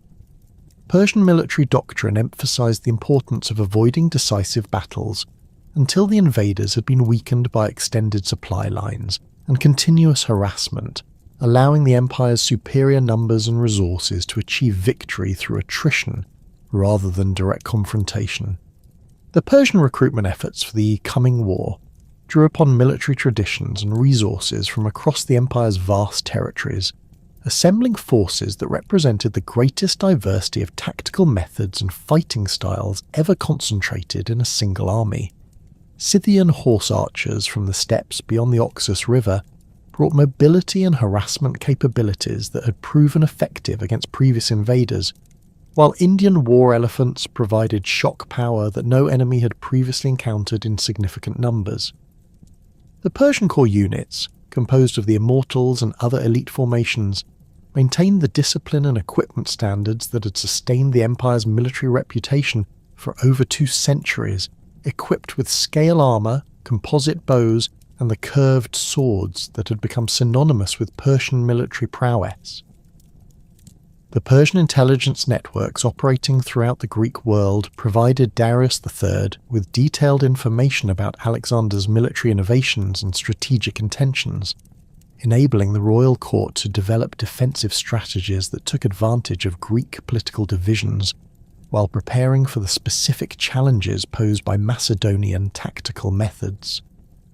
Persian agents reported that Alexander's army combined traditional Greek hoplite formations with cavalry units trained in new tactical doctrines that emphasize mobility and coordination between different types of troops. The Macedonian phalanx, with its longer spears and more flexible organization, represented a significant evolution from traditional Greek infantry tactics, while the companion cavalry provided offensive capabilities that exceeded anything previously seen in Greek warfare. The Persian financial preparations for the war involved mobilizing the empire's vast wealth while implementing new taxation systems designed to support the enormous military forces that would be required to defeat the Macedonian invasion. The royal treasury at Persepolis contained accumulated wealth from over 2 centuries of imperial expansion, including tribute payments from dozens of provinces and the profits from extensive trade networks that connected India with the Mediterranean. Persian administrators calculated that the empire's financial resources exceeded those of any potential enemy by orders of magnitude, providing the means to recruit substantial mercenary forces while maintaining the logistical systems necessary for coordinated military operations across vast distances. The Persian diplomatic efforts to isolate Macedon from potential allies employed both traditional strategies and innovative approaches that reflected the empire's sophisticated understanding of international politics. Persian ambassadors travelled throughout the Mediterranean world, offering substantial financial incentives to any power willing to oppose Macedonian expansion, while exploiting existing rivalries and territorial disputes that might be turned against Alexander's ambitions. The Persian court initiated negotiations with Scythian tribes north of the Black Sea, Celtic chieftains in Western Europe, and various Italian peoples who had reason to fear the growth of Macedonian influence, creating a network of potential allies that could threaten Alexander's supply lines and distract his attention from the primary Persian territories. Alexander's crossing of the Hellespont in the spring of 334 BCE marked the beginning of the most ambitious military campaign in ancient history, bringing together forces that would determine the fate of two great civilizations. The Macedonian army that landed on the Asian shore at Abydos numbered approximately 35,000 men, including 5,000 cavalry and 30,000 infantry, supported by a fleet of 160 ships that provided essential logistical capabilities for operations in hostile territory. The force's composition reflected Alexander's understanding of the challenges involved in conquering the Persian Empire, combining the tactical innovations developed by his father with specialized units recruited from throughout the Greek world and beyond. The Persian response to Alexander's landing revealed both the empire's continuing military capabilities and the strategic challenges involved in coordinating defensive operations across such vast territories. Arsits, the satrap of Hellespontine Phrygia, assembled a substantial force of Persian cavalry and Greek mercenaries at the Granicus River, choosing a defensive position that maximized his advantages while forcing Alexander to conduct a difficult river crossing under enemy fire. The Persian strategy involved utilizing superior cavalry numbers to prevent the Macedonians from establishing secure bridgeheads, while employing Greek mercenary infantry to counter Alexander's phalanx formations in direct combat. The Battle of the Granicus River in May 334 BCE demonstrated both the tactical innovations that would characterize Alexander's campaigns and the limitations of traditional Persian military doctrine when confronted with coordinated combined arms operations. The Persian cavalry, positioned along the eastern bank of the river, initially succeeded in preventing Macedonian attempts to establish crossings through devastating charges that inflicted heavy casualties on the advancing infantry. Persian commanders had calculated that the river's steep banks and swift current would channel Macedonian attacks into predictable patterns that could be countered through concentrated cavalry charges, supported by archer fire from the heights above the water. Alexander's tactical solution to the river crossing problem involved a coordinated assault that combined diversionary attacks with concentrated force at the point of main effort, demonstrating the flexibility and innovation that would characterize his military leadership throughout the Persian campaigns. The Macedonian king personally led the companion cavalry in a flanking maneuver that crossed the river at an unexpected location, while his infantry commanders maintained pressure along the entire front to prevent Persian forces from concentrating against the main attack. The Persian cavalry, caught between multiple threats and unable to coordinate their response effectively, found themselves engaged in individual combats that negated their numerical advantages while exposing them to the superior training and equipment of the Macedonian units. The collapse of Persian resistance at the Granicus resulted from the death of key commanders and the breakdown of coordination between cavalry and infantry units that had been positioned to support each other. Arsits and several other Persian nobles died in the fierce fighting along the riverbank, eliminating the leadership necessary for organizing continued resistance while demoralizing the remaining forces. The Greek mercenaries fighting for the Persians, isolated by the cavalry's defeat and facing annihilation by Alexander's advancing phalanx, attempted to surrender but were largely massacred on Alexander's orders as punishment for their betrayal of Greek interests. This harsh treatment of Greek mercenaries would become a consistent pattern throughout Alexander's campaigns, reflecting both his propaganda needs and his understanding of the psychological warfare necessary to discourage further Greek cooperation with Persian forces. The Persian defeat at the Granicus eliminated the primary obstacle to Macedonian penetration of western Anatolia, while demonstrating the tactical superiority of Alexander's military system over traditional Persian methods. The battle's outcome convinced many Greek cities along the Anatolian coast that resistance to Macedonian expansion was futile, leading to widespread surrenders that accelerated Alexander's advance while providing him with additional resources and strategic positions. The Persian garrisons in these cities, isolated and outnumbered, generally chose to evacuate rather than face siege warfare that would inevitably result in their destruction. The Macedonian advance through western Anatolia during the summer and autumn of 334 BCE revealed both the empire's internal weaknesses and the challenges involved in governing such diverse populations across vast distances. Many Greek cities welcomed Alexander as a liberator from Persian rule, providing him with supplies and local knowledge while demonstrating the extent to which Persian authority had depended on military force rather than genuine popular support. The Persian administrative apparatus in these regions, built around appointed governors and garrison forces, collapsed rapidly when confronted with organised resistance, revealing the shallow roots of imperial control in territories that had been conquered rather than integrated into the Persian system. The siege of Halicarnassus during the winter of 333 BCE represented Alexander's first major test against a well-fortified Persian position, defended by experienced commanders with adequate resources and time for preparation. The city's strategic position on the Carian coast made it essential for Persian naval operations in the eastern Aegean, while its massive fortifications and substantial garrison provided the defenders with significant advantages over besieging forces. Memnon of Rhodes, the Greek mercenary commander leading the Persian defence, had strengthened the city's walls and assembled a force that included both Persian troops and Greek mercenaries with extensive experience in siege warfare. The Persian defensive strategy at Halicarnassus employed innovative tactics that combined traditional siege defence methods with offensive operations designed to disrupt Macedonian siege works and maintain communication with Persian naval forces operating in the surrounding waters.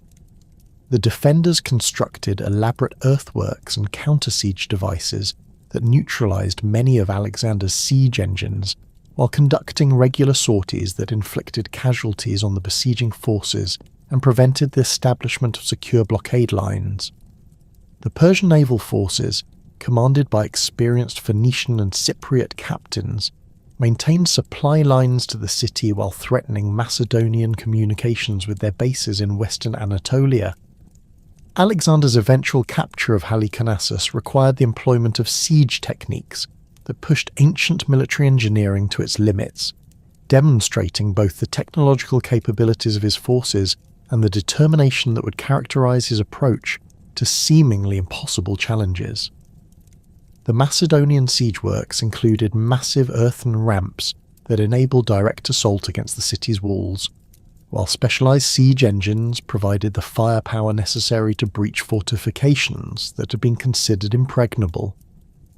The coordination of these engineering efforts with direct military operations required sophisticated planning and communication systems that tested the capabilities of Alexander's staff, while providing valuable experience for the greater challenges that lay ahead. The fall of Halicarnassus eliminated the last major Persian stronghold in western Anatolia, while providing Alexander with naval facilities that enhanced his strategic position for future operations. The city's capture demonstrated that even the strongest Persian defensive positions could be overcome through the application of superior siege techniques and sustained military pressure. The Persian garrison's evacuation by sea, rather than fighting to the death, reflected the pragmatic approach that characterized Persian military leadership, while preserving experienced troops for future operations. The Persian strategic response to the loss of western Anatolia involved a fundamental shift from defensive operations to offensive strategies designed to exploit Alexander's extended supply lines and the political instability that Persian agents hoped to foment in his rear areas. Darius III authorized substantial financial support for anti-Macedonian activities throughout the Greek world, while assembling the largest army in Persian history for a decisive confrontation that would determine the war's outcome. The the Persian king understood that allowing Alexander to continue his advance unchallenged would eventually result in the loss of the empire's most important provinces, making immediate action necessary despite the risks involved in committing the empire's military resources to a single decisive battle. The Persian army that assembled in northern Syria during the spring of 333 BCE represented the full military might of the Achaemenid Empire, drawing contingents from across the vast territories that stretched from India to Egypt. The force included approximately 100,000 infantry and 10,000 cavalry, organised according to traditional Persian military doctrine, but equipped with improved weapons and armour that reflected lessons learned from previous encounters with Greek tactical methods. The Persian core units, composed of the Immortals and other elite formations, maintained their traditional equipment and training while being supplemented by specialised troops recruited from throughout the empire's diverse territories. The Persian strategy for the anticipated battle involved utilising superior numbers to envelop Alexander's smaller force while employing the empire's diverse military capabilities to counter specific Macedonian tactical advantages. Persian cavalry units, drawn from the steppes of Central Asia and the Iranian plateau, provided mobility and shock power that exceeded anything in Alexander's army, while specialised infantry formations from various provinces offered tactical flexibility that could adapt to different battlefield conditions. The Persian commanders had studied reports of Alexander's previous battles, developing countermeasures designed to neutralise the tactical innovations that had proven so effective against traditional Persian forces. The Battle of Issus in November 333 BCE took place on terrain that favoured neither side decisively, forcing both armies to adapt their tactical doctrines to the specific challenges posed by the narrow coastal plain between the mountains and the sea. Darius III had chosen this position to limit Alexander's ability to employ flanking manoeuvres while maximising the impact of Persian numerical superiority in direct frontal combat. The Persian battle line extended across the entire width of the plain, with cavalry units positioned on both flanks and the elite infantry formations concentrated in the centre, where they could engage Alexander's phalanx in decisive combat. Alexander's tactical response to the Persian deployment demonstrated the flexibility and innovation that distinguished his military leadership from traditional Greek approaches to battlefield command. Rather than accepting the direct frontal battle that Persian strategy demanded, Alexander concentrated his elite forces for a decisive attack against the Persian left flank, while using his phalanx to fix the enemy centre and prevent reinforcement of the threatened sector. The Macedonian cavalry, led by Alexander personally, executed a coordinated charge that broke through the Persian line and created the tactical opportunity for exploiting the breakthrough to achieve complete victory. The Persian collapse at Issus resulted from the breakdown of command and control systems that had been designed for traditional set-piece battles rather than the fluid tactical situations that Alexander's innovations created. The death of key Persian commanders during the initial cavalry engagement eliminated the leadership necessary for coordinating defensive responses to the Macedonian breakthrough, while the rapid pace of Alexander's advance prevented the implementation of contingency plans that might have restored Persian tactical coherence. Darius III's personal flight from the battlefield, abandoning his family and the royal regalia, demoralised the remaining Persian forces while providing Alexander with propaganda victories that enhanced his reputation throughout the ancient world.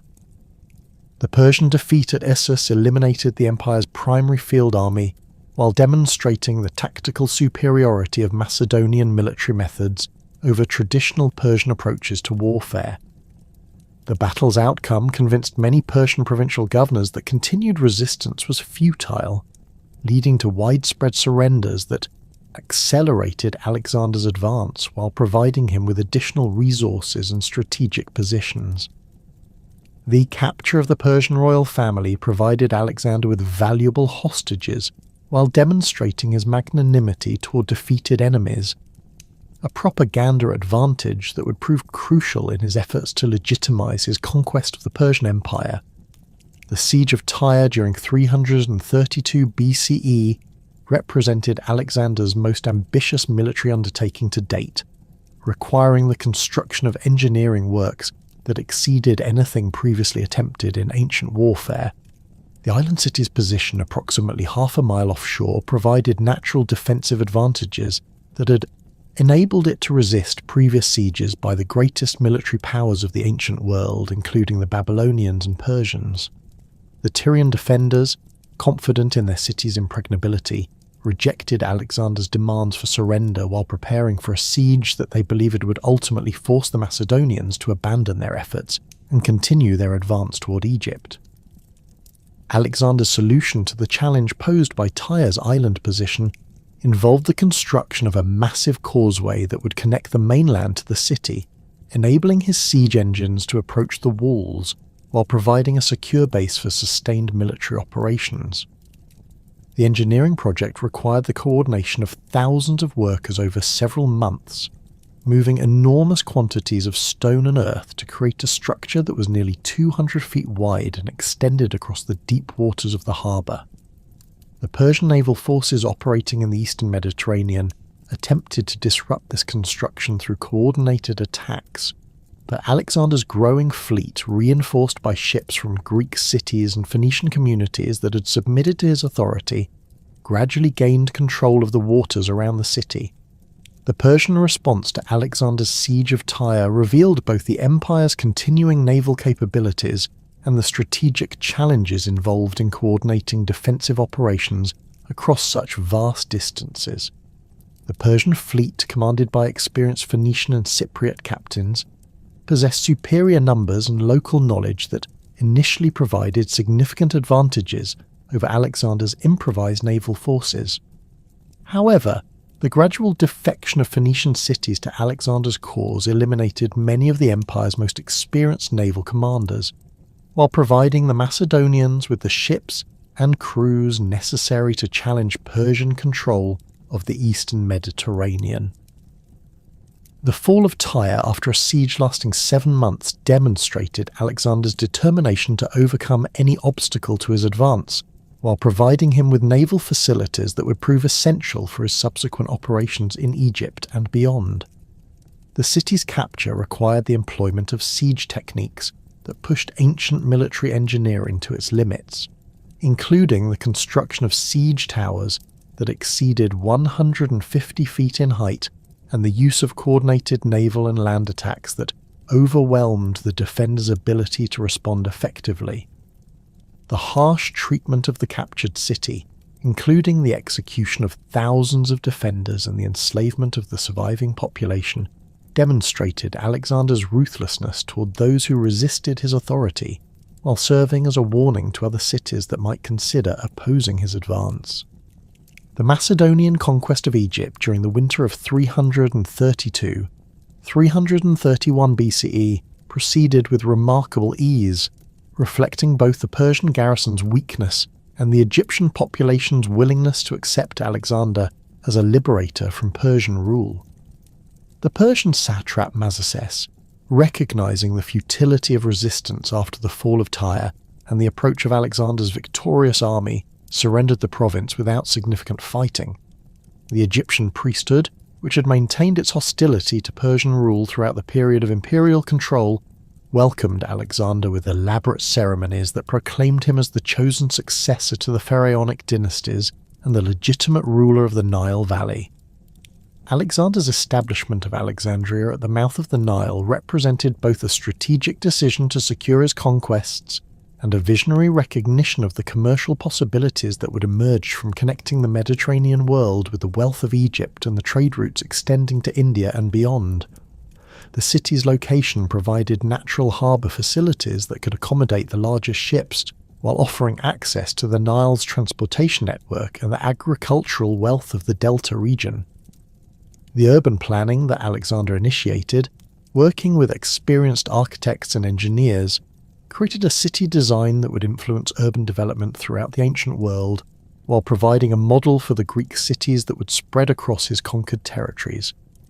The Persian preparations for the decisive battle that would determine the war's outcome involved assembling the largest army in the empire's history, while selecting terrain that would maximise Persian advantages and minimise the tactical innovations that had proven so effective for Alexander in previous encounters. Darius III chose the plain of Gaugamela in northern Mesopotamia, a location that provided adequate space for deploying the empire's vast military resources, while offering level ground that would enable the effective use of cavalry and the specialised weapons that Persian engineers had developed specifically for countering Macedonian tactical methods. The Persian army that assembled at Gaugamela during the summer of 331 BCE represented the empire's final attempt to preserve its independence through military means, drawing upon resources and military traditions from across the vast territories that had been accumulated over 2 centuries of imperial expansion. The force included approximately 250,000 infantry and 40,000 cavalry, organised in formations that reflected both traditional Persian military doctrine and tactical innovations, designed to counter the specific challenges posed by Alexander's army. The Persian engineers had prepared the battlefield with obstacles and modifications designed to channel Macedonian attacks into predetermined killing zones, while providing optimal conditions for Persian cavalry charges and the employment of specialised weapons, including scythed chariots and war elephants. The Battle of Gaugamela on October 1st, 331 BCE, represented the climactic encounter between 2 military systems that embodied different approaches to warfare and imperial organisation. The Persian strategy involved utilising overwhelming numerical superiority to envelop Alexander's smaller force, while employing the empire's diverse military capabilities to counter specific Macedonian tactical advantages. Darius III personally commanded the centre of the Persian line, surrounded by the elite immortals and other guard units, while his most experienced cavalry commanders led the flanking forces that were expected to achieve the decisive breakthrough that would determine the battle's outcome. Alexander's tactical approach to the battle demonstrated the culmination of the military innovations that had been developed during his campaigns against the Persian Empire, combining traditional Macedonian strengths with adaptations that reflected lessons learned from previous encounters with Persian forces. The Macedonian king concentrated his elite cavalry for a decisive attack against the Persian left flank, while using his phalanx and allied forces to maintain pressure across the entire front, preventing Persian commanders from concentrating their forces against his main effort. The coordination of these complex manoeuvres required sophisticated communication systems and exceptional training that reflected the professional military organisation that Alexander had inherited from his father and refined through continuous campaigning. The Persian collapse at Gaugamela resulted from the same factors that had determined the outcome at Esseus, with the breakdown of command and control systems enabling Alexander's tactical innovations to achieve decisive results against numerically superior forces. The death of key Persian commanders during the initial phases of the battle eliminated the leadership necessary for implementing contingency plans, while the rapid pace of Alexander's advance prevented the coordination of defensive responses that might have restored Persian tactical coherence. Darius III's second flight from the battlefield, abandoning his army and the symbols of imperial authority, effectively ended Persian resistance, while providing Alexander with the legitimacy necessary to claim the throne of the Achaemenid Empire. The aftermath of Gaugamela witnessed the complete collapse of organised Persian resistance in the empire's western provinces, with provincial governors and military commanders surrendering their positions rather than facing the inevitable destruction that would result from continued opposition to Alexander's advance. The Macedonian occupation of Babylon, Susa and Persepolis proceeded without significant resistance, providing Alexander with access to the accumulated wealth of the Persian Empire, while demonstrating the extent to which imperial authority had depended on military force rather than genuine popular support.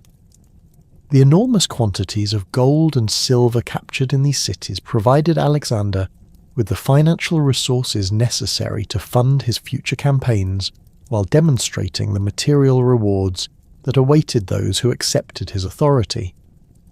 The Persian treasuries at Persepolis alone contained over 120,000 talents of gold and silver, representing the accumulated wealth of generations of Achaemenid rulers and providing tangible evidence of the empire's prosperity under Persian rule. Alexander's adoption of Persian court customs and administrative practices following his conquest of the empire's heartland represented a calculated attempt to legitimize his rule in the eyes of Persian nobles and administrators whose cooperation would be essential for governing such vast territories.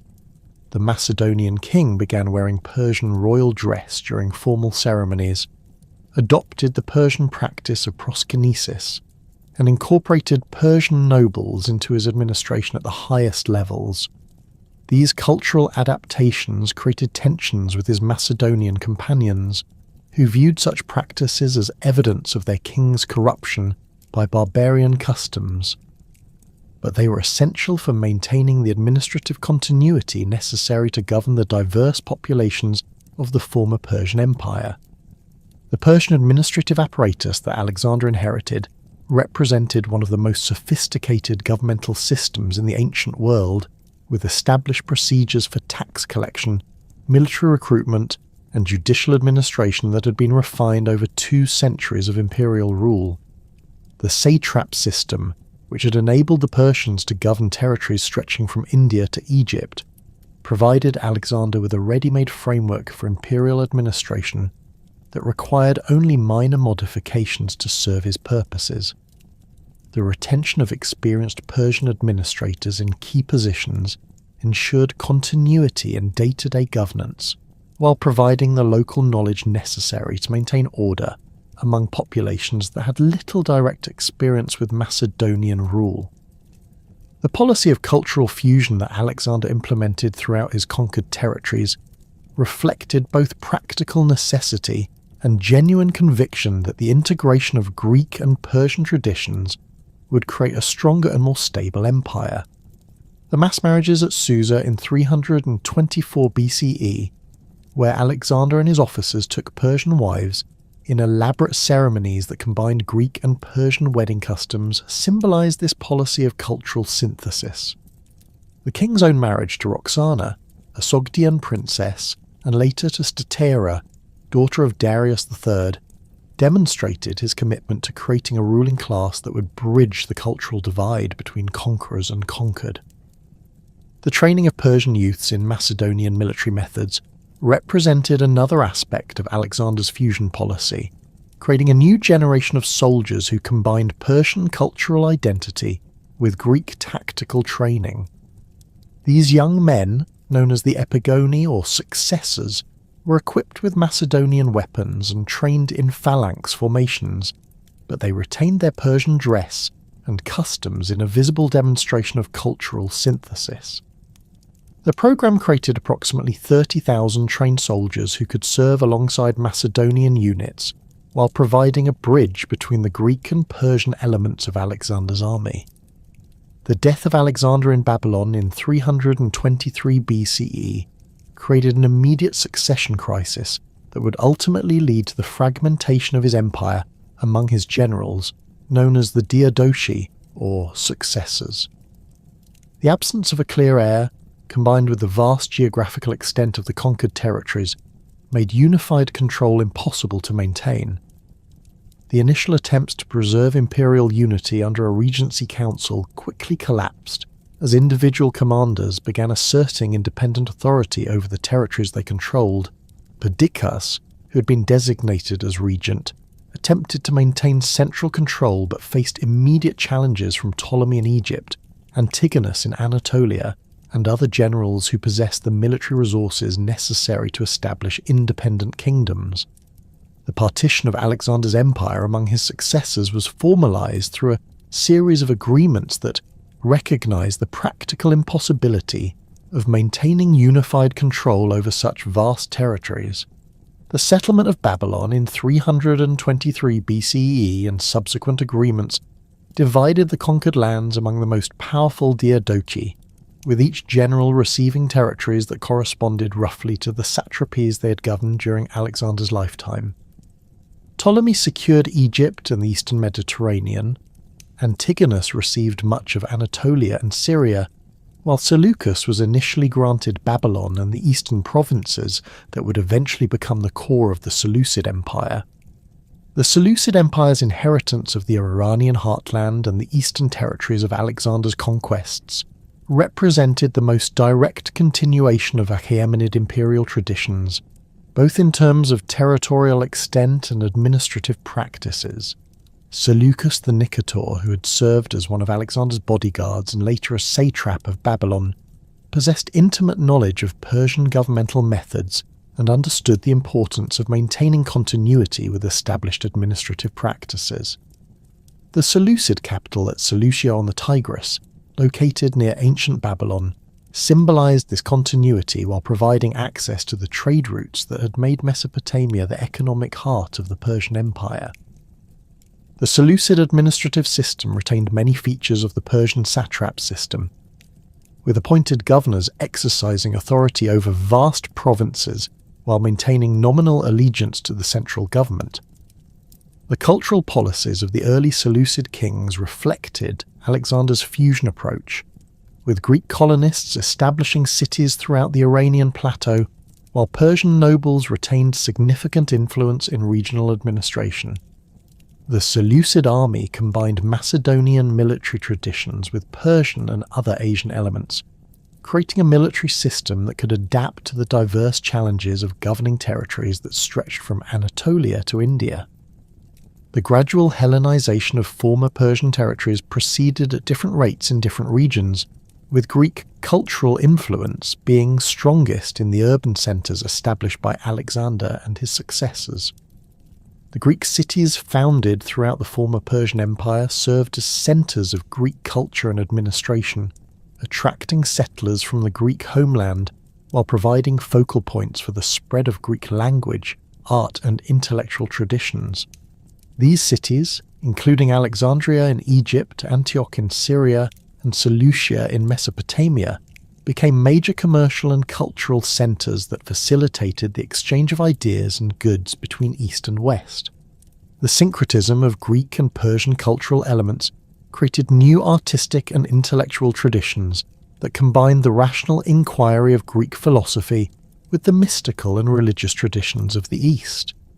The Hellenistic kingdoms that emerged from Alexander's conquests developed distinctive cultural identities that reflected this synthesis, with Persian administrative practices being combined with Greek artistic styles and intellectual methods. The Persian influence on Hellenistic culture was particularly evident in religious practices, with Greek deities being identified with Persian and other Eastern gods in syncretic religious systems that appealed to diverse populations. The economic integration of the former Persian territories under Hellenistic rule created new opportunities for trade and cultural exchange, while generating substantial revenues for the successor kingdoms. The Greek cities established throughout the region served as commercial centres that facilitated trade between the Mediterranean world and the wealth of Asia, while the Persian administrative apparatus provided the organisational framework necessary for collecting taxes and maintaining order across vast territories. The Seleucid Empire's control over the Silk Road and other major trade routes generated enormous wealth that enabled the maintenance of substantial military forces while supporting the elaborate court ceremonies and construction projects that reinforced royal authority. The Persian resistance to Hellenistic rule varied significantly across different regions and time periods, with some areas accepting Greek cultural influence, while others maintained traditional Persian practices and political structures. The eastern provinces of the Seleucid Empire, including Parthia, Bactria, and Sogdiana, proved particularly resistant to Hellenization due to their distance from the Greek cultural centres and their strong nomadic traditions. The Persian nobility in these regions gradually reasserted their independence as Seleucid control weakened, creating autonomous kingdoms that maintained Persian cultural identity while adopting selected Greek administrative and military practices.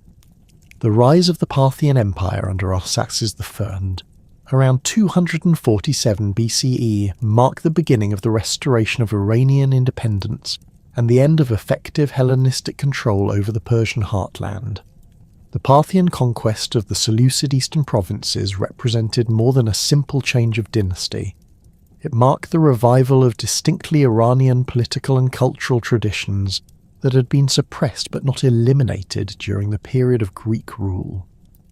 The Parthian rulers, while adopting some Hellenistic practices, consciously positioned themselves as the heirs to the Achaemenid tradition, claiming legitimacy through their restoration of Iranian independence and their resistance to foreign domination.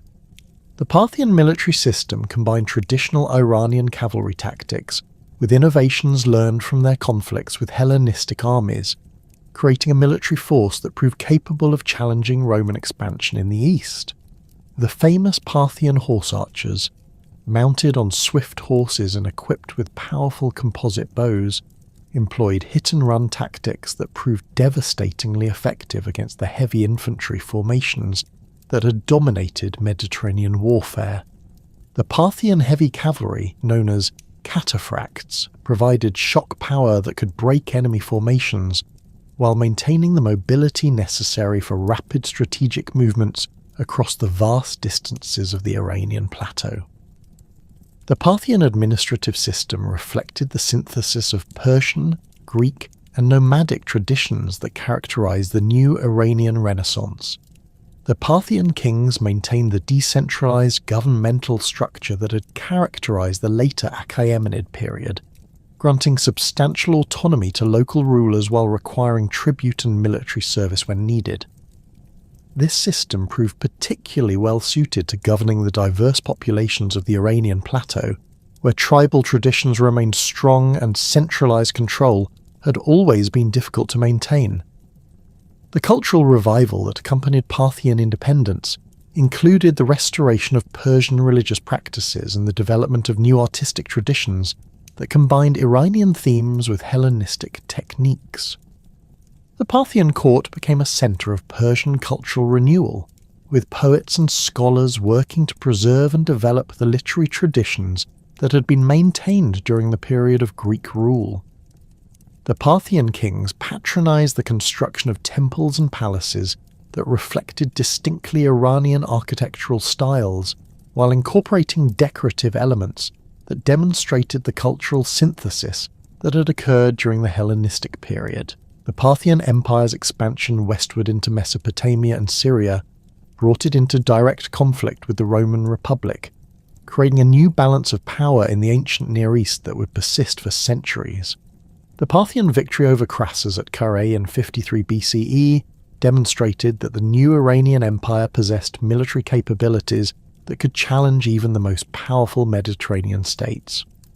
The Roman standards captured at Carrhae became symbols of Parthian resistance to Western expansion, while the battle's outcome established the Euphrates River as the effective boundary between the Roman and Iranian spheres of influence.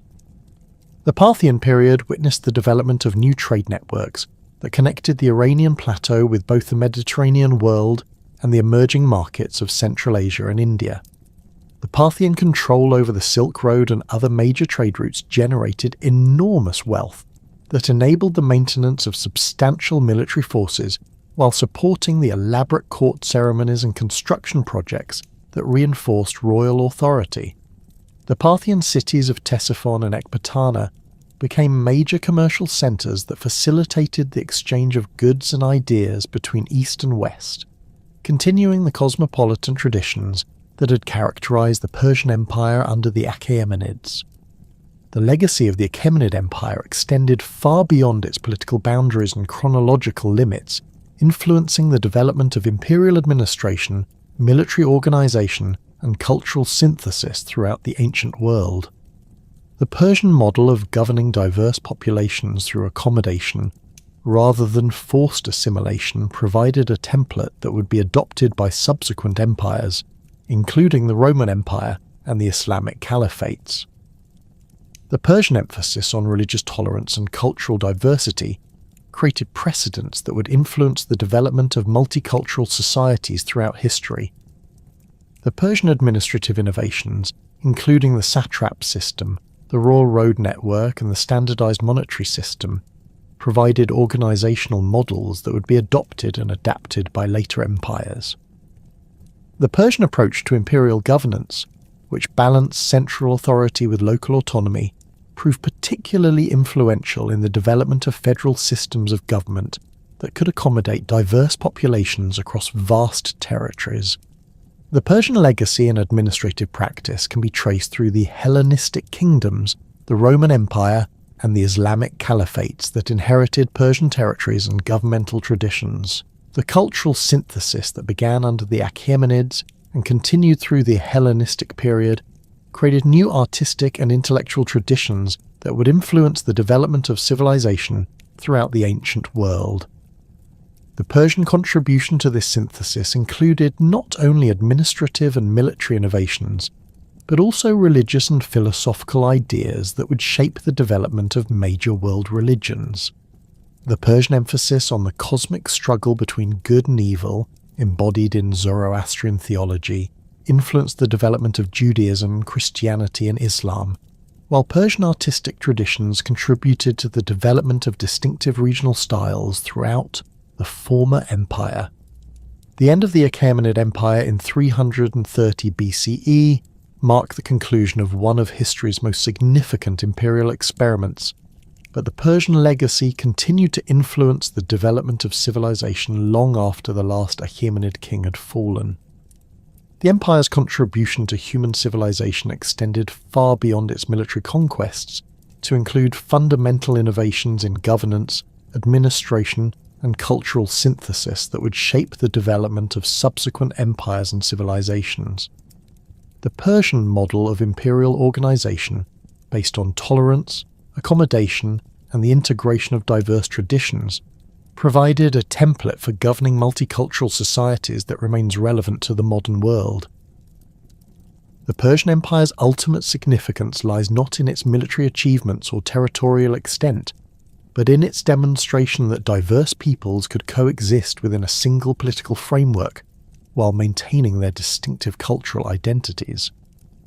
This legacy of tolerance and accommodation, established by Cyrus the Great and maintained by his successors, represents one of the most important contributions of the ancient world to the development of human civilization. The Persian experiment in multicultural empire building provided a model that would influence the development of imperial systems throughout history, from the Roman Empire to the modern nation-state, demonstrating that political unity need not require cultural uniformity.